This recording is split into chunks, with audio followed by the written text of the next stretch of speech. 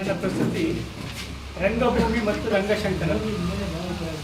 ಇತ್ತೀಚೆಗೆ ವೈಯಕ್ತಿಕ ಕೆಲಸಕ್ಕಾಗಿ ನಟರಾಜ್ ಟಾಕೀಸ್ ಪಕ್ಕದ ರಸ್ತೆಯಲ್ಲಿ ಹೋಗುವಾಗ ಅಲ್ಲೇ ಹಿಂಭಾಗದಲ್ಲಿ ಹಾಳು ಬಿದ್ದಂತಿರುವ ನಾಟಕ ಶಿರೋಮಣಿ ಎ.ವಿ. ವರದಾಚಾರ್ಯ ಕಲಾಕ್ಷೇತ್ರ ಕಾಣಿಸಿತು. ದುರಸ್ತಿ ಕಾಣದೆ ಹಲವು ವರ್ಷವಾದಂತಿರುವ ಈ ಕಟ್ಟಡದ ಹಿಂಭಾಗದ ಜೋಪಡಿಗಳಲ್ಲಿ ಕೆಲವರು ವಾಸಿಸಿದ್ದಾರೆ. ಕಲಾಕ್ಷೇತ್ರದ ಮುಂದೆ ಸಾಕಷ್ಟು ಜಾಗವಿದೆ. ನಗರ ಮಧ್ಯಭಾಗದಲ್ಲಿರುವ ಈ ವಿಶಾಲ ಜಾಗ ಸಾಂಸ್ಕೃತಿಕ ಕಾರ್ಯಕ್ರಮ ನಡೆಸಲು ಉತ್ತಮ ತಾಣವಾಗ ಆಗಬಹುದಿತ್ತು. ಎ.ವಿ. ವರದಾಚಾರ್ಯವರ ರತ್ನಾವಳಿ ಥಿಯೇಟ್ರಿಕಲ್ ಕಂಪನಿ ಒಂದು ಕಾಲದಲ್ಲಿ ಬಹಳ ಹೆಸರು ಮಾಡಿತ್ತಂತೆ. ಕಲಾಕ್ಷೇತ್ರಗಳು, ರಂಗಮಂದಿರಗಳು ಕೆಲವು ನಗರಗಳು ಉಳಿದಂತೆ ಬಹಳ ವಿರಳ.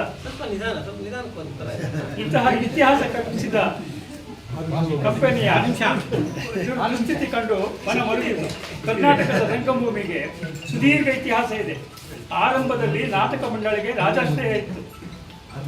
ರಂಗಭೂಮಿ ಇತಿಹಾಸದ ಬಗ್ಗೆ ಮಾತಾಡುವಾಗ ಉತ್ತರ ಕರ್ನಾಟಕ ಭಾಗದ ಶಾಂತಕವಿ ಸಕ್ರಿ ಬಾಳಾಚಾರ್ಯರು, ಇತ್ತ ದಕ್ಷಿಣದಲ್ಲಿ ಗುಬ್ಬಿ ಕಂಪನಿಯ ಹೆಸರು ಹೇಳದೇ ಇದ್ದರೆ ಅದು ಅಪವಾದವಾಗುತ್ತದೆ.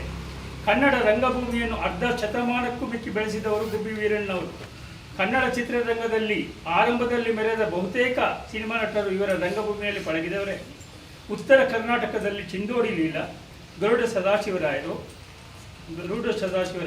ಏನಗಿ ಬಾಳಪ್ಪ, ಕರಾವಳಿ ಭಾಗದಲ್ಲಿ ಕೆ.ಎನ್. ಟೈಲರ್, ಮಲೆನಾಡಿನಲ್ಲಿ ಕೆ.ವಿ. ಸುಬ್ಬಣ್ಣ ಮೊದಲಾದವರ ಕೊಡುಗೆ ಗಮನಾರ್ಹ. ವೃಶ್ಚಕಟಿಕ, ಕಾಳಿದಾಸ, ಶಾಕುಂತಲ ಮೊದಲಾದ ಸಂಸ್ಕೃತ ನಾಟಕಗಳು, ಪುರಾಣ ಪ್ರಸಂಗಗಳು, ಬೆಳ್ಳಾವಿ ನರಹರಿ ಶಾಸ್ತ್ರಿಗಳ ಕೃಷ್ಣ ಗಾರುಡಿ, ಕೃಷ್ಣ ಪಾರಿಜಾತ ಮುಂತಾದವು ಹಿಂದೆ ಪ್ರದರ್ಶನಗೊಳ್ಳುತ್ತಿದ್ದವು. ಸಂಸರ ಐತಿಹಾಸಿಕ ನಾಟಕಗಳು ಜನಪ್ರಿಯವಾಗಿದ್ದವು.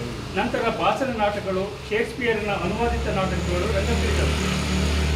ಕೈಲಾಸಂರವರಿಂದ ಆಧುನಿಕ ನಾಟಕಗಳು ಆರಂಭಗೊಂಡವೆನ್ನಬಹುದು.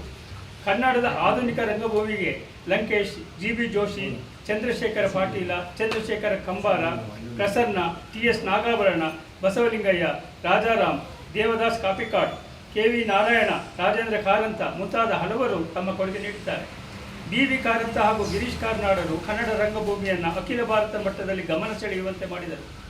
ಸಾಮಾನ್ಯವಾಗಿ ನವ್ಯದ ಎಲ್ಲ ಸಾಹಿತಿಗಳು ನಾಟಕ ಪ್ರಕಾರಗಳಲ್ಲಿ ಕೈಯಾಡಿಸಿದ್ದಾರೆ. ಕುವೆಂಪು, ಬಿ.ಎಂ.ಶ್ರೀ, ಬೇಂದ್ರೆ, ಗೋವಿಂದ ಪೈ, ಶಿವರಾಮ ಕಾರಂತ ಎಲ್ಲರೂ ನಾಟಕಗಳನ್ನು ರಚಿಸಿದ್ದಾರೆ. ಆದ್ಯ ರಂಗಾಚಾರ್ಯ ಶ್ರೀರಂಗದ ನಾಟಕಗಳು ಇಂದಿಗೂ ಜನಪ್ರಿಯ. ಮಾಸ್ಟರ್ ಹಿರಣ್ಯ ಮಿತ್ರ ಮಂಡಳಿ ಬಹುಕಾಲ ತಮ್ಮ ಜನಪ್ರಿಯ ನಾಟಕಗಳಿಂದ ಜನರನ್ನು ರಂಜಿಸಿತು, ರಾಜಕಾರಣಿಗಳನ್ನು ಎಚ್ಚರಿಸಿತು. ಎಚ್.ಎಸ್. ಪಾರ್ವತಿ, ಎಚ್.ಕೆ. ರಂಗನಾಥ್ ಮೊದಲಾದವರು ರೇಡಿಯೋ ನಾಟಕಗಳಲ್ಲಿ ಹೆಸರು ಮಾಡಿದರು. ಎ.ಎಸ್. ರಾವ್ ಸಾಮಾಜಿಕ ಸಮಸ್ಯೆಗಳ ಬಗ್ಗೆ ಬೀದಿ ನಾಟಕಗಳನ್ನು ಆರಂಭಿಸಿದರಾದರೂ ಅವು ಯಶಸ್ವಿಯಾಗಿ ನಂತರ ಮುಂದುವರಿಯಲಿಲ್ಲ. ಉತ್ತರ ಕರ್ನಾಟಕದ ಜಾತ್ರೆಗಳಲ್ಲಿ ಕಂಪನಿ ನಾಟಕಗಳದ್ದೇ ಕಾರುಬಾರು. ಗಣಪತಿ ಹಬ್ಬ, ಶಾಲಾ ಕಾಲೇಜು ವಾರ್ಷಿಕೋತ್ಸವ ಮತ್ತಿತರ ಸಮಾರಂಭಗಳಲ್ಲಿ ಎನ್.ಎಸ್. ರಾವ್, ಪರ್ವತವಾಣಿ, ಗುಂಡಣ್ಣ ಮುಂತಾದವರ ಹಾಸ್ಯ ನಾಟಕಗಳು ಪ್ರದರ್ಶನಗೊಳ್ಳುತ್ತಿದ್ದವು.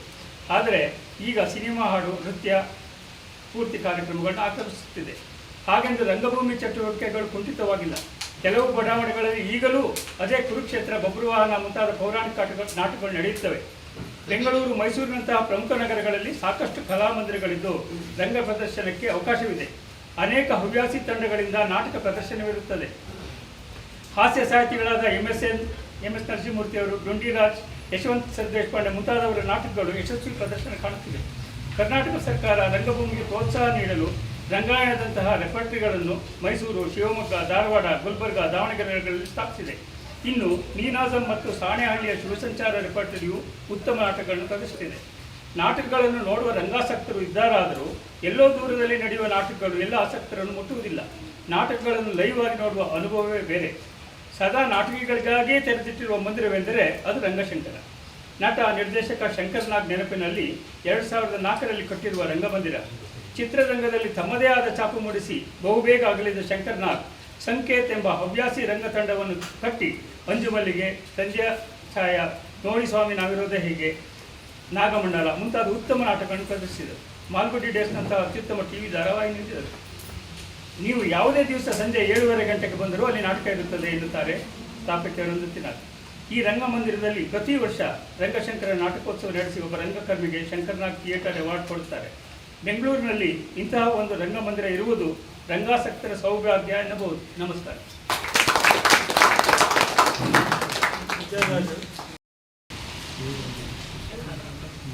ಪ್ರಾಚಾರ್ಯ ಎಚ್.ಎಸ್.ಕೆ. ಅವರಿಗೆ ನಮನಗಳು. ಇಂದಿನ ದಾಸೋಹದ ಅಧ್ಯಕ್ಷರೇ, ಸಮನ್ವಯ ಸಮಿತಿಯ ಸಂಚಾಲಕ ವರ್ಗದವರೇ ಮತ್ತು ನನ್ನ ಎಲ್ಲ ಸ್ನೇಹಿತರು, ಅಂದ ಹಾಗೆ ವೃಕ್ಷಕಟಿಕದ ಶಕಾರ ಗೊತ್ತೇ ನಿಮಗೆ? ಸಕಾರಕ್ಕೆಲ್ಲ ಶಕಾರ ಉಪಯೋಗಿಸ್ತಾ ಇದ್ದಿದ್ದರಿಂದ ಅವನು ಶಕಾರ ಅನಿಸ್ಕೊಂಡ. ಆದರೆ ನಾನೀಗ ಶಕಾರನ ಪ್ರಸಂಗ ಹೇಳಲು ಹೊರಟಿಲ್ಲ. ನನ್ನ ಅಕ್ಕನ ಮಗ ಕಕಾರನ ಪ್ರಸಂಗ ಹೇಳಲು ಹೊರಟಿದ್ದೇನೆ. ಕಕಾರಕ್ಕೆಲ್ಲ ಈ 6 ವರ್ಷದ ಪೌರ ತಕಾರವನ್ನೇ ಉಪಯೋಗಿಸುತ್ತಿದ್ದ. ಕಾಗೆಗೆ ತಾಗೆ, ಕೋಳಿಗೆ ತೋಳಿ, ಕತ್ತೆಗೆ ತತ್ತೆ, ಹೀಗೆ ಬೆಳೆಯುತ್ತಾ ಹೋಗುತ್ತದೆ ನಮ್ಮ ತಕಾರನ ತಾ ಶಬ್ದಕೋಶ. ಅವನಮ್ಮ ಇನ್ನಿಲ್ಲದಷ್ಟು ವಿಶ್ವ ಪ್ರಯತ್ನ ಮಾಡಿದರು, ಅವನ ಬಾಯಲ್ಲಿ ತಕಾರ ಬರಲೇ ಇಲ್ಲ. ನನ್ನ ಅಕ್ಕನಿಗೆ ಇದೇ ಒಂದು ಚಿಂತೆಯಾಯಿತು. ಯಾಕೆಂದರೆ ಅವಳ ಹಾಗೆ ಮಕ್ಕಳನ್ನು ಹಚ್ಚಿಕೊಂಡವರನ್ನು ನಾನೆಂದೂ ಕಾಣೆ. ಮಕ್ಕಳಿಗೆ ಒಂದಿಷ್ಟು ಹೆಚ್ಚು ಕಡಿಮೆಯಾದರೂ ಪ್ರಾಣ ಹೋದಾಗೆ ಹಾಡುವಳು. ಈ ತುಂಟ ಪೌರ ಬರೀ ತಕಾರ ಸಾಹಸ ಮಾತ್ರವಲ್ಲ, ಇವನು ಮಾಡುತ್ತಿದ್ದುದೆಲ್ಲ ಉಲ್ಟ, ಮಹಾ ತುಂಟ. ಇವನು ದೊಡ್ಡ ಮೆಕ್ಯಾನಿಕ್ ಹಾಗೆ ಮನೆಯ ಸಮಸ್ತ ವಸ್ತುಗಳನ್ನು ತನ್ನದೇ ಆದ ಮಾಡರ್ನ್ ಮೆಥಡ್ನಲ್ಲಿ ಇನ್ನೆಂದು ಏನು ಮಾಡಿದರೂ ಅವು ಕೆಲಸಕ್ಕೆ ಬಾರದ ರೀತಿಯಲ್ಲಿ ರಿಪೇರಿ ಮಾಡುತ್ತಿದ್ದ. ಇನ್ನೂ ಸ್ವಲ್ಪ ಚಿಕ್ಕವನಿರುವಾಗ, ಅಂದರೆ ನೆಲದಲ್ಲಿ ತೆವಳಾಡ್ತಾ ಇದ್ನಲ್ಲ, ಆಗ ಜಿರಳೆ ಇರುವೆಗಳು ಇವನನ್ನು ಕಂಡರೆ ಹೆದರುತ್ತಿದ್ದವು. ಏಕೆಂದರೆ ಎಲ್ಲಿ ಕಂಡರೂ ಬಿಡದೆ ತೆವಳುತ್ತಲೇ ಅಟ್ಟಾಡಿಸಿಕೊಂಡು ಹೋಗಿ ಈ ಪುಟ್ಟ ಭೀಮ ಅವುಗಳನ್ನು ಸದೆ ಬಡಿಯುತ್ತಿದ್ದ. ಇಂಥ ಪುಂಡನಿಗೆ ವಿಧ ವಿಧ ಹಣ್ಣು, ತರಕಾರಿ, ಒಳ್ಳೆಯ ಪೋಷಕಾಂಶಗಳ ಆಹಾರ, ಹಾಲು, ಒಣದ್ರಾಕ್ಷಿ, ಬಾದಾಮಿ, ಗೋಡಂಬಿ ಎಲ್ಲ ತಿನ್ನಿಸಿ ಬೆಳೆಸುತ್ತಿದ್ದುದರಿಂದ ಸ್ವಭಾವತಃ ದೃಢಕಾಯನಾಗಿದ್ದ ಈ ಪುಂಡ ಅವನ ವಯಸ್ಸಿನ ಮಕ್ಕಳ ಗುಂಪಿನಲ್ಲಿ ಯಾರಾದರೂ ಅವನನ್ನು ಕೆಣಕಿದರೆ ಸಾಕು ಹಿಡಿದು ಚೆನ್ನಾಗಿ ತದುಕುತ್ತಿದ್ದ. ಇವನದು ಎಲ್ಲ ಸರಿ, ಈ ಕಕಾರಕ್ಕೆ ಬದಲಾಗಿ ತಕಾರ ಹೇಳುವುದೊಂದನ್ನು ಬಿಟ್ಟು ಈ ತಕಾರ ಕಥೆ ಹೇಳುತ್ತಿದ್ದ ಜೋಕು ಹೇಗಿತ್ತು ಎಂದರೆ, ಒಂದು ಊರಿನಲ್ಲಿ ಒಂದು ತಾಗೆ ಇತ್ತು. ಅದರ ಫ್ರೆಂಡು ತುದುರೆ.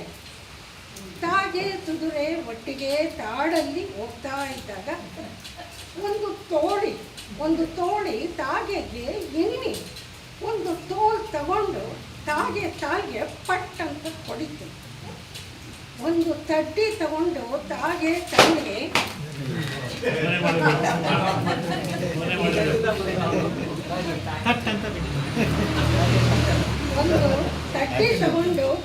ತನ್ನಿಗೆ ಚುಚ್ಚಿಬಿಡ್ತು. ಆಗ ತುದುರೆಗೆ ಕೋಪ ಬಂದು ಈ ತೋಳಿನ ಅಟ್ಟಿಸ್ಕೊಂಡು ಹೋಗಿ ತುಳಿದ್ಬಿಡ್ತು. ಅಕ್ಕನ ಗೆಳತಿಯರು ಒಮ್ಮೊಮ್ಮೆ ಅಕ್ಕನನ್ನ ಅಣಕಿಸುತ್ತಿದ್ದರು. ನಿನ್ನ ಮಗನ ಬರಲೇ ಇಲ್ಲ ನೋಡು, ಕೊನೆಗೂ ಬರಲೇ ಇಲ್ಲ ಅಂತ. ಸ್ವಾಭಿಮಾನಿ ಅಕ್ಕ ಶಪಥ ಮಾಡಿದಳು, ಏನಾದರೂ ಮಾಡಿ ಅವನ ಬಾಯಲ್ಲಿ ಕಕಾರ ಹೊರಡಿಸದೆ ಬಿಡಲ್ಲ, ನೋಡ್ತಾ ಇದ್ವಿ. ನನಗೊಬ್ಬ ತಮ್ಮ ಇದ್ದಾನೆ, ಅವನು ಚೇಷ್ಟೆ ಅನಿಲ್ ಅಂತ ಅವನ ಹೆಸರು. ಮಕ್ಕಳನ್ನು ಗೋಳು ಹೊಯ್ದುಕೊಂಡು ಸುಖ ಪಡುವವರನ್ನೆಲ್ಲ ಒಂದೆಡೆ ಸೇರಿಸಿ ಸ್ಪರ್ಧೆ ಇಟ್ಟರೆ ಇವನಿಗೆ ಮೊದಲ ಬಹುಮಾನವಂತೂ ಕಟ್ಟಿಟ್ಟು ಬುದ್ಧಿ. ತಕಾರನಿಗೆ ಅನಿಲ್ ಬಹಳ ಯೋಚನೆ ಮಾಡಿ ಈ ಹಾಡನ್ನು ಹೇಳ್ಕೊಟ್ಟಿದ್ದ. ನಾನು ಕೋ ಕೋ ಕೋಳಿಕೆ ರಂಗ, ಅದು ನಮ್ಮ ತಕಾರನ ಬಾಯಲ್ಲಿ ನಾನು ತೋ ತೋ ತೋಳಿತೆ ರಂಗ, ತೋನುಳೀನು ತೇನು ರಾನು ಸೊನ್ನೆಗ, ತತೋತ್ವಳಿ ತಟೇತ್ವರ ಸೊನ್ನೆ ಇವನುಗ. ಇದ್ದ ಹಾಡಕ್ಕೆ ಬರದೆ ಬಾಯ್ ಬಿಡೋನು ಬೆಪ್ಪು ನನ್ನ ಮಗ. ಸರಿ, ಕೈಲಾಸ ಮಾಡಿ ನಾನು ತೋ ತೋ ತೋಳಿತೆ ರಂಗ.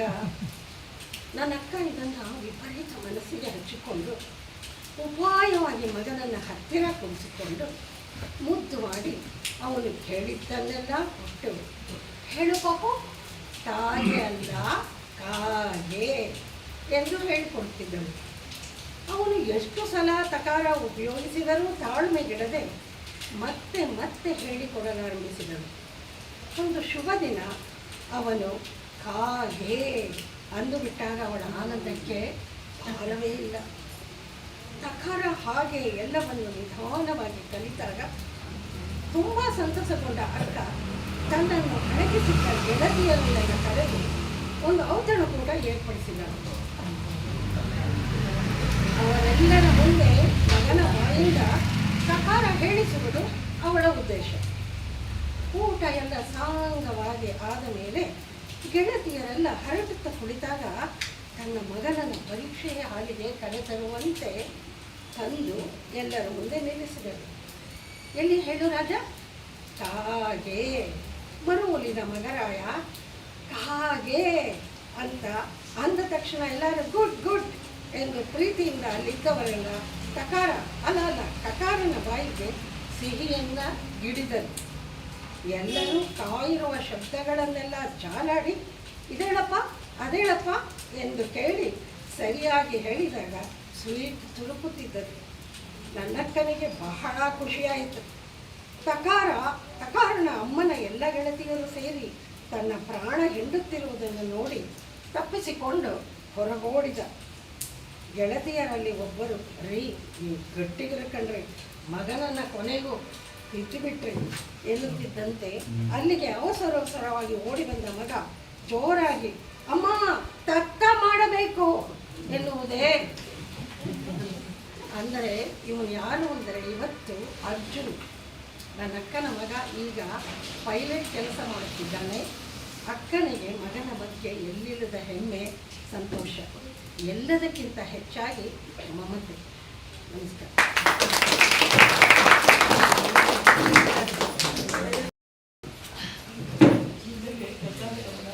ಎಲ್ಲರಿಗೂ ನಮಸ್ಕಾರ. 250ನೇ ಸಾಹಿತ್ಯ ದಾಸೋಹದ ಅಧ್ಯಕ್ಷರೇ, ಸಂಚಾಲಕರೇ ಹಾಗೂ ಎಲ್ಲ ಸಾಹಿತ್ಯ ಬಂಧುಗಳೇ, ಸ್ವಲ್ಪ ವಿಮಾನದಲ್ಲಿ ಓಡಾಟ ಜಾಸ್ತಿ ಆಯಿತು. ಹಾಗಾಗಿ ಈ ಗಗನಸಖಿಯರನ್ನು ನೋಡಿ ಅವರ ಒಂದು ಅಂತರಂಗವನ್ನು ಅರಿಯುವ ಪ್ರಯತ್ನ ಮಾಡ್ತಾ ಅವರ ಮೇಲೆ ಒಂದು ಕವನವನ್ನು ರಚನೆ ಮಾಡಿದ್ದೆ. ಅದೇ ಕವನವನ್ನು ನಾನೀಗ ನಿಮ್ಮ ಮುಂದೆ ಇಡ್ತಾ ಇದ್ದೇನೆ. ಕವನದ ಶೀರ್ಷಿಕೆ ಗಗನ ಸಖಿಯ ಸೌಖ್ಯ. ಸದಾ ಮೊಗದಲ್ಲಿ ನಗುವ ಹಣತೆ ಧರಿಸಿ ಸ್ವಾಗತಿಸಿ ಆದರಿಸುವಳು. ಸಖಿಯಂತೆ ಸೌಖ್ಯವಾಗಿಡುವ ಅವಳು ಸೌಖ್ಯವೇ? ಸಖಿಯಂತೆ ಸೌಖ್ಯವಾಗಿಡುವ ಅವಳು ಸೌಖ್ಯ. ವಿಮಾನದಿ ವಿಹರಿಸುವರ ಸಖಿಯಂತೆ ಉಪಚರಿಸುವಾಕೆ. ಅವಳಿಗಿತ್ತ ಹೆಸರು ಗಗನ ಸಖಿ. ಅಘೋಷಿತ ನಾಮ ಪರಿಚಾರ. ಅಘೋಷಿತ ನಾಮ ಪರಿಚಾರ. ತಾರತಮ್ಯ ತೋರದ ಹೃದಯ ನಗೆ ಮಲ್ಲಿಗೆ ಚೆಲ್ಲುವಾಗೆ ಸೌಖ್ಯವೇ? ಬಳುಕುವ ಲತೆಯಾಕೆ ತನು ಭಾರ ಮಿತಿಯಲಿಡಲು ಮನದ ನೋವು ಅಂಕೆ ದಾಟಿತೆ. ಗಾಯವಿರದ ಅಂದಗಾತಿ ಅಂದವೇ ಶಾಪವಾಗಿ ಘಾಸಿಗೊಳಿಸಲು ಆಕೆ ಸೌಖ್ಯವೇ? ಗರಿಯಾದ ವಸ್ತ್ರ ಧರಿಸಿ ಹೊಳೆವ ಬಣ್ಣ ಬಳಿದು ತುಟಿಗಿಷ್ಟು ಕೆಂಪು ರಂಗು ಲೇಪಿಸಿ ಗಗನದಿಂದಿಳಿದ ಅಪ್ಸರೆಯಂತೆ ಆಕೆ. ಗಗನಯಾನಕ್ಕೆ ಸಖಿಯಾಗುವಳು ಮನೆ ಮನದ ಬೇನೆ ಕಾಣಿಸದೆಷ್ಟೋ. ಸಖಿ ಸೌಖ್ಯವೇ? ಚಲಿಸುವ ವಿಮಾನದೊಳು ಪ್ರತಿ ಪಯಣಿಗರ ಬೇಕುಗಳ ಪೂರೈಸುವ ಸಂಚಾರಿ. ಹೆಣ್ಣು ಬಾಕರ ನೋಟ ಕಡೆಗಣಿಸಿ ಕಾಯಕದಿ ಕೈಲಾಸ ಕಾಣುವ ಕಾಯಕ ಯೋಗಿನಿ ಆಕೆ ಸೌಖ್ಯವೇ? ದೀಪ ಹೊತ್ತಿದೊಡನೆ ಧಾವಿಸಿ ದಾಹಕ್ಕೆ ನೀರುಣಿಸುವಳು. ಆಕೆಯ ನೀರಡಿಕೆ ಇಂಗಿತೋ ಇಲ್ಲವೋ? ಹಸಿವ ನೀಗಿಸಲು ಪೊಟ್ಟಣ ಕೊಟ್ಟು ಉಳಿಸಿದ್ದು ಸಂಗ್ರಹಿಸುವಾಕೆ. ಅವಳ ಹಸಿವು ಹಿಂಗಿತೆ ಕೇಳಿದವರಾರು. ಅವಳು ಸೌಖ್ಯವೇ? ಆಕೆಯ ಸೌಂದರ್ಯಕ್ಕೆ ಹಸಿದವರ ಲಘು ಮಾತುಗಳಿಗೆ ಮನೆ ಮಠ ತೊರೆದು ಊರೂರು ತಿರುಗುವವಳೆಂದು ಹೀಯಾಳಿಸಿದವರಿಗೆ ಜಾಣ ಕಿವುಡಿಯಾಗಿ ತಣ್ಣನೆ ನಗುವ ಮಂದಾಕಿನಿ ಅವಳು ಸೌಖ್ಯವೇ? ಅಪರಿಚಿತರ ಪರಿಚಿತರಂತೆ ಕಾಣುವ ಸಂವಹನ. ಸರ್ವ ಋತುಗಳಲ್ಲಿ ಸಂಚರಿಸಿ ಸಮಾನ ಸೇವೆಗೈವ ಸಹನಾಮಯಿ. ಗಗನ ಸಖಿ ಸೌಖ್ಯವಾಗಿರಲಿ. ಸ್ನೇಹ ಸೌಜನ್ಯ ಸಂಪರ್ಕ ಬೆಳೆದು ಮುಕ್ತ ನಗು ಅರಳನು. ಸ್ನೇಹ ಸೌಜನ್ಯ ಸಂಪರ್ಕ ಬೆಳೆದು ಬೆಸೆದು ಮುಕ್ತ ನಗು ಅರಳನು.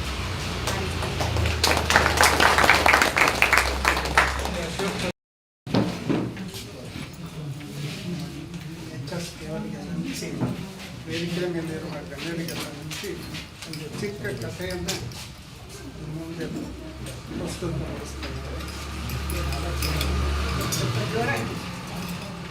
ಕಥೆಯ ಹೆಸರು ಡೈವೋರ್ಸ್.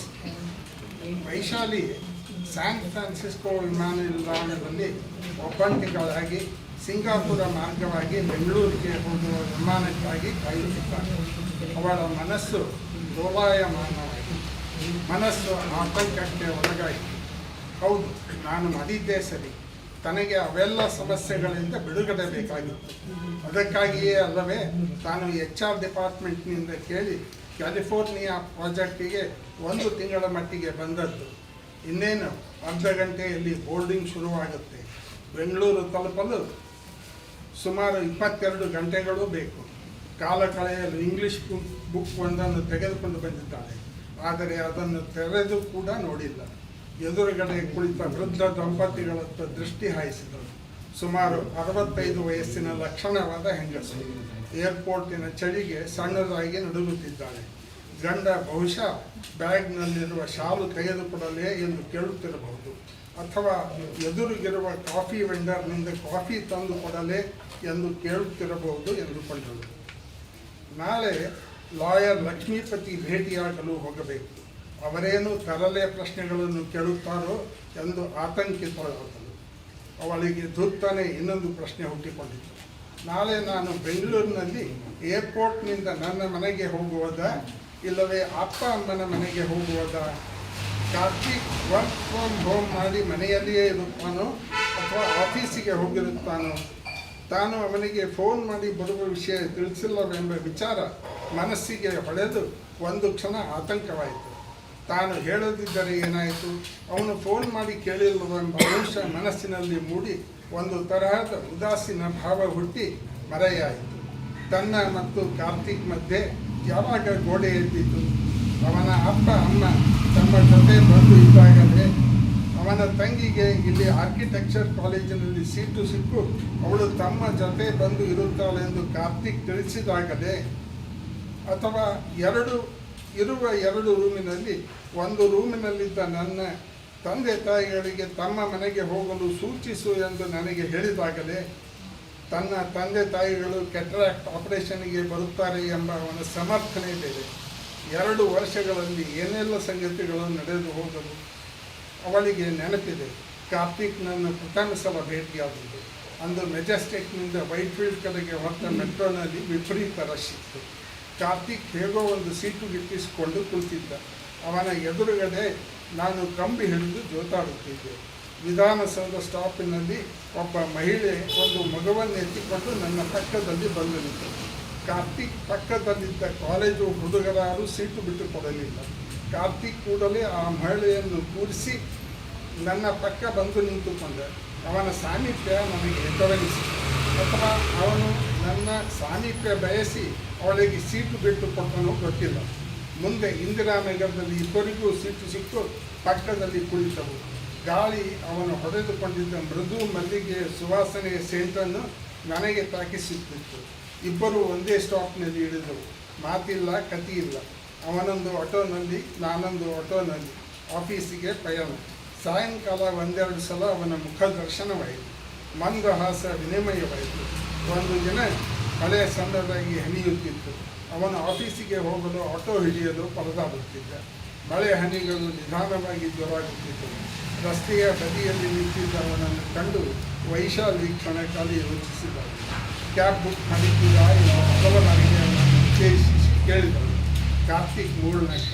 10 ನಿಮಿಷದಿಂದ ಟ್ರೈ ಮಾಡುತ್ತಿದ್ದೇನೆ, ಎಲ್ಲರೂ ಕ್ಯಾನ್ಸಲ್ ಮಾಡುತ್ತಿದ್ದಾರೆ. ನನ್ನ ಕ್ಯಾಬ್ 5 ನಿಮಿಷದಲ್ಲಿ ಬರುತ್ತೆ. ದಾರಿ ಒಂದೇ ಇದ್ದರೆ ಶೇರ್ ಮಾಡಬಹುದು ಎಂದಳು. ನನಗೆ ಅಭ್ಯಂತರ ಇಲ್ಲ ಎಂದ ಅವನು. ಅದು ಅವರ ಮೊದಲ ಸಂಭಾಷಣೆ. ಕ್ಯಾಬ್ ಬರುವಷ್ಟರಲ್ಲಿ ಮಳೆ ಇನ್ನಷ್ಟು ಹೆಚ್ಚಾಯಿತು. ಇಬ್ಬರೂ ಶರ್ಟ್ ಕೆಳಗೆ ನಿಂತಿದ್ದರು. ಮಾತುಗಳು ನಿಧಾನವಾಗಿ ಆರಂಭವಾದವು. ಅವನು ಮೈಸೂರಿನವನು, ಅವಳು ಬೆಂಗಳೂರಿನವಳು. ಇಬ್ಬರೂ IT ಕ್ಷೇತ್ರದಲ್ಲೇ ಕೆಲಸ ಮಾಡುತ್ತಿದ್ದರು. ಮೆಟ್ರೋದಲ್ಲಿ ಪ್ರತಿದಿನ ಕಾಣಿಸಿಕೊಳ್ಳುತ್ತಿದ್ದ ಪರಿಚಯ ಆ ದಿನ ಸ್ನೇಹದ ಮೊದಲ ಹೆಜ್ಜೆಯಾಯಿತು. ಕ್ಯಾಬ್ನಲ್ಲಿ ಕುಳಿತ ನಂತರವೂ ಮಾತುಗಳು ನಿಲ್ಲಲಿಲ್ಲ. ಪುಸ್ತಕಗಳು, ಸಿನಿಮಾಗಳು, ಪ್ರವಾಸಗಳು, ಕೆಲಸದ ಒತ್ತಡ ವಿಷಯಗಳು ಒಂದರ ಹಿಂದೆ ಒಂದರಂತೆ ಬಂದವು. ಆಫೀಸ್ ತಲುಪುವಷ್ಟರಲ್ಲಿ ಇಬ್ಬರಿಗೂ ಹಲವು ವರ್ಷಗಳ ಪರಿಚಯವಿರುವಂತೆ ಅನಿಸಿತ್ತು. ಅಲ್ಲಿಂದ ಆರಂಭವಾದ ಸ್ನೇಹ ಪ್ರೀತಿಯಾಗಿ ಬೆಳೆಯಲು ಹೆಚ್ಚು ಸಮಯ ಬೇಕಾಗಲಿಲ್ಲ. ವೈಶಾಲಿ ಸ್ಯಾನ್ ಫ್ರಾನ್ಸಿಸ್ಕೋ ವಿಮಾನ ನಿಲ್ದಾಣದ ಕುರ್ಚಿಯಲ್ಲಿ ಕುಳಿತಿದ್ದಾಗ ನೆನಪುಗಳು ಒಂದೊಂದಾಗಿ ಮನಸ್ಸಿನ ಪರದೆಯ ಮೇಲೆ ಮೂಡಿದವು. ಅಂದು ತನ್ನನ್ನು ಕಾಳಜಿಯಿಂದ ನೋಡುತ್ತಿದ್ದ ಕಾರ್ತಿಕ್ ಮತ್ತು ಇಂದಿನ ಕಾರ್ತಿಕ್ ನಡುವೆ ಎಷ್ಟು ವ್ಯತ್ಯಾಸವಿದೆ, ಅಥವಾ ವ್ಯತ್ಯಾಸ ಅವರಿಬ್ಬರಿಲ್ಲ ಪರಿಸ್ಥಿತಿಯಲ್ಲಿದೆಯೇ? ಅವಳು ಎದುರು ಕುಳಿತಿದ್ದ ವೃದ್ಧ ದಂಪತಿಗಳತ್ತ ಮತ್ತೊಮ್ಮೆ ನೋಡಿದಳು. ಆ ಹೆಂಗಸು ಚಳಿಯಿಂದ ನಡುಗುತ್ತಿದ್ದಳು. ಗಂಡ ಎದ್ದು ಬ್ಯಾಗ್ನಿಂದ ಒಂದು ಶಾಲನ್ನು ತೆಗೆದು ಅವಳ ಹೆಗಲ ಮೇಲೆ ಹೊರಿಸಿದ. ಹೆಂಗಸು ಏನೋ ಹೇಳಿದಳು. ಗಂಡ ನಕ್ಕ. ಇಬ್ಬರ ನಡುವೆ ಮಾತುಗಳು ಕಡಿಮೆ ಇದ್ದರೂ ನಗುವಿನ ದಶಕಗಳ ಹಿಂದಿನ ಸಂಗಾತಿತನ ಕಾಣುತ್ತಿತ್ತು. ವೈಶಾಲಿಗೆ ತನ್ನ ಅಮ್ಮ ಹೇಳಿದ್ದ ಒಂದು ಮಾತು ನೆನಪಾಯಿತು. ಮದುವೆ ಅಂದರೆ ಪ್ರತಿದಿನ ಪ್ರೀತಿಯಲ್ಲಿ ಬೀಳೋದಲ್ಲ ಕಣೆ, ಕೆಲವೊಮ್ಮೆ ಒಬ್ಬರಿಗಾಗಿ ಒಬ್ಬರು ಉಳಿದುಕೊಳ್ಳೋದು. ಅವಳು ದೀರ್ಘ ಉಸಿರೆಳೆದಳು. ನಾಳೆ ಲಾಯರ್ ಲಕ್ಷ್ಮೀಪತಿಯನ್ನು ಭೇಟಿಯಾಗುವ ಮುನ್ನ ಕಾರ್ತಿಕ್ ಜೊತೆ ಒಮ್ಮೆ ಮಾತನಾಡಬಹುದಲ್ಲವೇ? ಕಳೆದ 2 ವರ್ಷಗಳಲ್ಲಿ ಅವರ ಜಗಳವಾಡಿದ್ದರು, ನೋಯಿಸಿದ್ದರು, ದೂರವಾಗಿದ್ದರು. ಆದರೆ ನಿಜವಾಗಿ ಮಾತನಾಡಿದ್ದರ ಫೋನ್ ತೆಗೆದುಕೊಂಡಳು. ಕಾರ್ತಿಕನ ಹೆಸರಿನ ಮೇಲೆ ಬೆರಳು ನಿಂತಿತು. ಕರೆ ಮಾಡಬೇಕೋ ಬೇಡವೋ ಎಂಬ ಸಂದೇಹ ಮತ್ತೆ ಕಲಿತು. ಅಷ್ಟರಲ್ಲಿ ಬೋರ್ಡಿಂಗ್ ಘೋಷಣೆ ಕೇಳಿಸಿತ್ತು. Singapore airlines flight to Singapore is now boarding. Vaishali ಎದ್ದಳು. ಫೋನ್ ಇನ್ನೂ ಅವಳ ಕೈಯಲ್ಲೇ ಇತ್ತು. ವಿಮಾನದಲ್ಲಿ ತನ್ನ ಸೀಟ್ ಹುಡುಕಿ ತನ್ನ ಲಗೇಜ್ ಮೇಲಿಟ್ಟು ಕುಳಿತುಕೊಂಡಳು. ಆ ವೃದ್ಧ ದಂಪತಿ ತನ್ನ ಸೀಟ್ ಹುಡುಕುತ್ತಾ ಇವಳಿದ್ದಲ್ಲಿಯೇ ಬಂದು ಅವಳ ಪಕ್ಕದ ಸೀಟ್ಗಳ ಎದುರು ಗಳೆ ತಮ್ಮದೆಂದು ಖಾತ್ರಿಪಡಿಸಿಕೊಂಡು ತಮ್ಮ ಲಗೇಜ್ ಮೇಲಿಡಲು ಆಗದೆ ಪರದಾಡುವುದನ್ನು ನೋಡಿ ವೈಶಾಲಿ ಅವರಿಗೆ ನೆರವಿನ ಹಸ್ತ ಚಾಚಿದರು. ವೈಶಾಲಿ ಪ್ರಯಾಣದುದ್ದಕ್ಕೂ ಆ ದಂಪತಿಗಳ ಸರಸ ಸಂಭಾಷಣೆ, ಅವರ ಅನ್ಯೋನ್ಯತೆ, ಒಬ್ಬರಿಗೊಬ್ಬರು ತೋರುವ ಅವರ ಪ್ರೀತಿ ಗಮನಿಸುತ್ತಾ ಕುಳಿತಳು. ಇಲ್ಲ, ಸಾಧ್ಯವೇ ಇಲ್ಲ. ಕಾರ್ತಿಕ್ ಜೊತೆ ಬಾಳ್ವೆ ಮಾಡುವುದು ಅಸಾಧ್ಯದ ಮಾತು. ಬೆಂಗಳೂರಿನಲ್ಲಿ ಇಳಿದವಳೆ ಟ್ಯಾಕ್ಸಿ ಅಮ್ಮನ ಮನೆಗೆ ಓಡಿಸಿದಳು. ಅಮ್ಮ ಮಗಳನ್ನು ಸ್ವಾಗತಿಸಿದಳು. ಅಮ್ಮನ ಹೃದಯಕ್ಕೆ ಅರಿವಾಗದ್ದು ಯಾವುದಿದೆ. ಅಮ್ಮನಿಗೆ ಅರ್ಥವಾಗಿ ಹೋಯಿತು ಮಗಳ ಬಾಳಿನಲ್ಲಿ ಏನೋ ನಡೆಯುತ್ತಿದೆ ಎಂದು. 2 ಮೌನದ ದಿನಗಳು ಕಳೆದವು. ನಿವೃತ್ತ ಬ್ಯಾಂಕ್ ಮ್ಯಾನೇಜರ್ ತಂದೆ ಯಾವುದೋ ಕೆಲಸಕ್ಕೆ ಊರಲ್ಲಿರುವುದಿಲ್ಲ. ಅಮ್ಮ ಬಟ್ಟೆ ಮಡಚುತ್ತಿದ್ದಾಕೆಯನ್ನು ನೋಡುತ್ತಾ ನಾನು ಮೆಲ್ಲಗೆ ಕೇಳಿದೆ, 50 ವರ್ಷಗಳ ನಂತರವೂ ನೀನು ನಿಜವಾಗಿಯೂ ಇನ್ನೂ ಅವರನ್ನು ಪ್ರೀತಿಸುತ್ತಿದ್ದೀಯಾ ಅಥವಾ ಬರೀ ರೂಢಿಯಾಗಿ ಬಿಟ್ಟಿದೀಯಾ? ಅವಳು ಬಟ್ಟೆ ಮಡಚುವುದನ್ನು ತಿಳಿಸಿದಳು. ನನ್ನನ್ನು ಒಂದು ವಿಚಿತ್ರ ಭಾವನೆಯಿಂದ ನೋಡಿದಳು. ಅದರಲ್ಲಿ ಕನಿಕರ ಮತ್ತು ನಗು ಎರಡೂ ಮಿಶ್ರಿತವಾಗಿತ್ತು. ಅವಳು ತಕ್ಷಣ ಉತ್ತರಿಸಲಿಲ್ಲ. ಕೇವಲ ನನ್ನ ಕೈಯನ್ನು ಸವರಿ ಒಂದು ಸುಸ್ತಾದ ಎಲ್ಲವನ್ನೂ ಬಲ್ಲ ನಗುವನ್ನು ಬೀರಿ ಮತ್ತೆ ಟವಲು ಕಳಚಲು ಶುರು ಮಾಡಿದಳು.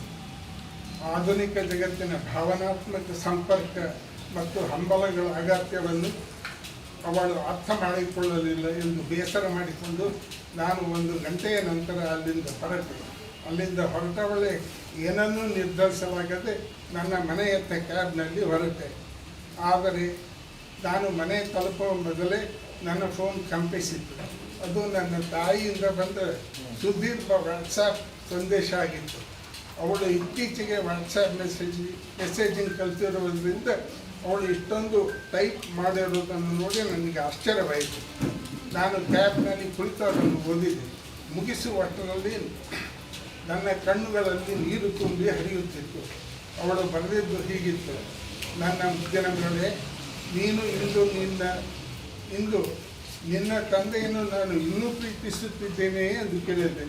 ನಾನು ಆಗ ನಿನಗೆ ಉತ್ತರಿಸಲಿಲ್ಲ, ಏಕೆಂದರೆ ಪ್ರೀತಿ ಎನ್ನುವುದು ಹಾಸಿಗೆಯ ಚಾದರಗಳನ್ನು ಮಡಚುವಾಗ ವಿವರಿಸಬಹುದಾದ ಸಣ್ಣ ಮಾತಲ್ಲ. ಆದರೆ ನೀನು ಸತ್ಯವನ್ನು ತಿಳಿಯಬೇಕೆಂದು ನಾನು ಬಯಸುತ್ತೇನೆ. ನೀನು ಇದನ್ನು ಕೇಳಿದ್ದು ನಗು ತರಿಸಿದ್ದು. ಅದೊಂದು ಮೂರ್ಖತನದ ಪ್ರಶ್ನೆ ಎಂದಲ್ಲ, ಆದರೆ ಅದಕ್ಕೆ ಉತ್ತರ ಅಷ್ಟು ಸುಲಭವಲ್ಲದ ಕಾರಣ. ನಾನು 1972ರಲ್ಲಿ ಅವರನ್ನು ಪ್ರೀತಿಸಿದ ಹಾಗೆಯೇ ಈಗಲೂ ಪ್ರೀತಿಸುತ್ತಿದ್ದೇನೆಯೇ? ಇಲ್ಲ.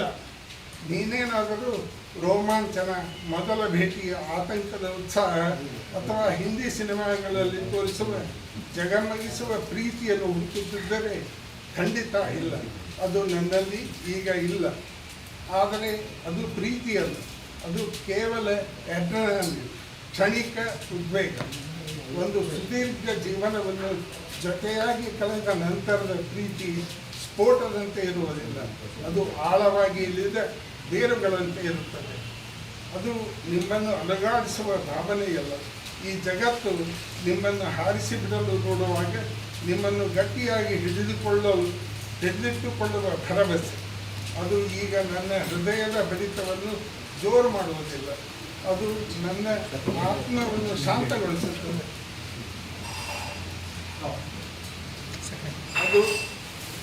ಅದು ನನ್ನ ಕೈಗಳು ನಡುಗುವಂತೆ ಮಾಡುವುದಿಲ್ಲ. ನನ್ನ ಕೀಲು ನೋವು ಹೆಚ್ಚಾದಾಗ ಹಾಸಿಗೆಯಿಂದ ಎದ್ದೇಳಲು ನನಗೆ ಶಕ್ತಿಯನ್ನು ನೀಡುತ್ತದೆ. ಈ ಮನೆಯಲ್ಲಿ ಈಗ ಯಾವುದೇ ದೊಡ್ಡ ಆಶ್ಚರ್ಯಗಳಿಲ್ಲ. ನಾನು ಯಾವುದೇ ಭವ್ಯವಾದ ಪ್ರೇಮ ಪ್ರದರ್ಶನಗಳನ್ನು ಮಾಡುವುದಿಲ್ಲ. ನಮ್ಮ ಬಳಿ ಅದಕ್ಕಿಂತ ಉತ್ತಮವಾದದ್ದು ನಮ್ಮದೇ ಆದ ಕೆಲವು ದೈನಂದಿನ ಸಂಪ್ರದಾಯಗಳಿವೆ. ಬೆಳಗ್ಗೆ ಸರಿಯಾಗಿ 6 ಗಂಟೆಗೆ ಕಾಫಿ ಕುಡಿಯಲು ಆರಂಭಿಸಿದೆ, ಏಕೆಂದರೆ ನನಗೆ ಕಾಫಿ ಬಿಸಿಯಾಗಿರಬೇಕು ಎಂಬುದು ಅವರಿಗೆ ಗೊತ್ತು. ತೊಳೆದ ಪಾತ್ರೆಗಳನ್ನು ಸರಿಯಾಗಿ ಯಾಕೆ ಇರಲಿಲ್ಲ ಅಥವಾ ಮನೆಯ ಮುಂದಿನ ದೀಪವನ್ನು ಯಾರು ಯಾಕೆ ಆಫ್ ಮಾಡಲಿಲ್ಲ ಎಂಬುದರ ಕುರಿತು ನಾವು ಮಾಡಿಕೊಳ್ಳುವ ಸಣ್ಣ ಮೂರ್ಖತನದ ಜಗಳಗಳು. ಮಧ್ಯರಾತ್ರಿಯಲ್ಲಿ ನನಗೆ ಕೆಮ್ಮು ಬಂದಾಗ ಅವರು ತಾವಾಗಿಯೇ ನನ್ನ ಹೆಗಲ ಮೇಲೆ ಬ್ಲ್ಯಾಂಕೆಟ್ ಎಳೆಯುವ ಆ ರೀತಿ. ಅವರಿಗೆ ಏನು ಬೇಕು ಮತ್ತು ಯಾವಾಗ ಬೇಕು ಎಂದು ನನಗೆ ತಿಳಿದಿದೆ. ನಾನು ಯಾವುದೇ ಚಿಂತೆ ಇಲ್ಲದೆ ಸಹಜವಾಗಿ ಅದನ್ನು ಮಾಡುತ್ತೇನೆ. ಇವು ನಿಮ್ಮ ತಲೆಮಾರಿನವರಿಗೆ ಬೇಸರದ ಕ್ಷುಲ್ಲಕ ವಿಷಯಗಳನ್ನು ಕಾಣಿಸಬಹುದು, ಆದರೆ ಇವೇ ನನಗೆ ಎಲ್ಲವೂ. ಜೀವನದ ಈ ಹಂತದಲ್ಲಿ ನನಗೆ ಬಂಗಾರ ಖರೀದಿಸುವ ಅಥವಾ ನನ್ನನ್ನು ಫಾರಿನ್ ಟ್ರಿಪ್ಪಿಗೆ ಕರೆದೊಯ್ಯುವ ಗಂಡು ಬೇಡ. ನನ್ನ ಬೆನ್ನು ನೋಯುತ್ತಿದೆ ಎಂದಾಗ ಆಲಿಸುವ ಗಂಡು ಬೇಕು. ನಾನು ತವರಿನ ಯಾವುದೇ ಆಘಾತವನ್ನು ಕೇಳಿ ಅಳುತ್ತಿರುವಾಗ ಯಾವುದೇ ಕಾರಣ ಕೇಳದೆ ಒಂದು ನ್ಯಾಪ್ಕಿನ್ ಕೈಗೆ ಕೊಡುವ ಗಂಡಸು ಬೇಕು. ನಾನು ತೀವ್ರ ಬೇಸರದಲ್ಲಿದ್ದಾಗ ಮತ್ತು ಜಿಗುಪ್ಸೆಗೊಂಡಾಗ ನನ್ನನ್ನು ಸಂತೈಸುವ, ಕೋಣೆಯನ್ನು ಬಿಟ್ಟು ಹೋಗದ ಗಂಡಸು ಬೇಕು.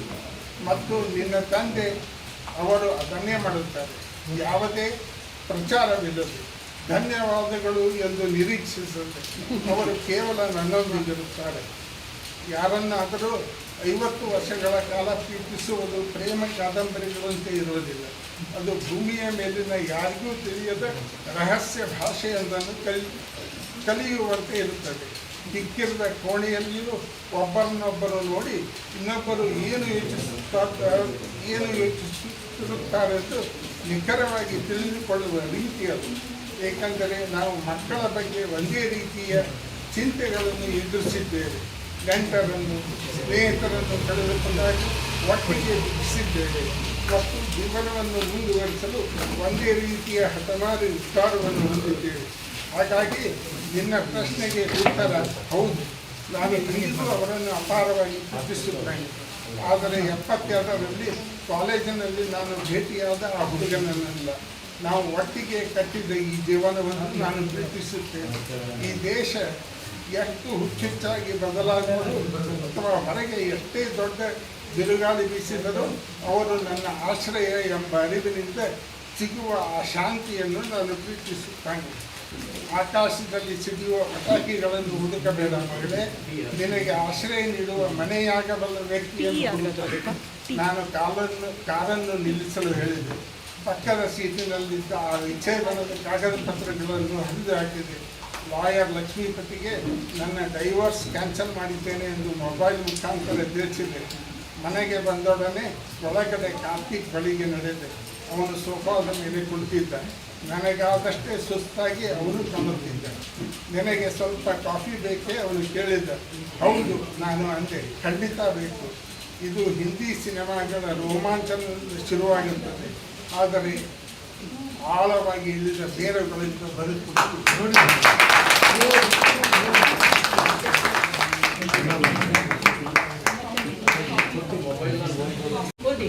ಸಂತೋಷವೆಂದು ಭ್ರಮಿಸಿ ಎಷ್ಟು ಚಡಪಡಿಕೆಗಳ ಕೊಂಡುಕೊಂಡೆ.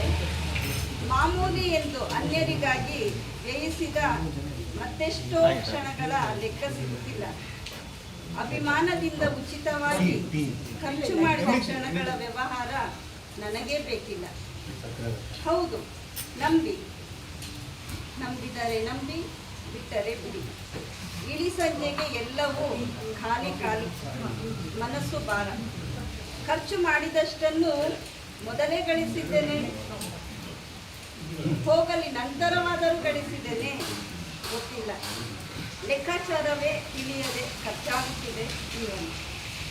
ಇದು ಸರ್ ಲೆಕ್ಕಾಚಾರದ ಬಗ್ಗೆ ಬಂದಿದ್ದು ಸರ್ ಕಳಿಸಿದ್ದು, ಅದಕ್ಕೆ ರಿಲೇಟೆಡ್ ಆಗಿ ಈಗ ಒಂದು 50 ವರ್ಷದ ಕೆಳಗೆ ನಾವು ಯಾರಾದ್ರೂ ಇದ್ರೆ ಕೈ ಇತ್ತು.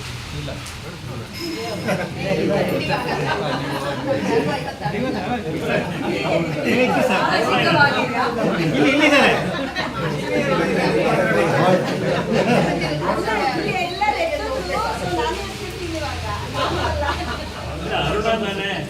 ಯಾವಾಗಲೂ ಚಿಕ್ಕವರಾಗಿ ಇರ್ತಾರಲ್ಲ. ಅರುಣ ಅಲ್ಲ ಅಂತ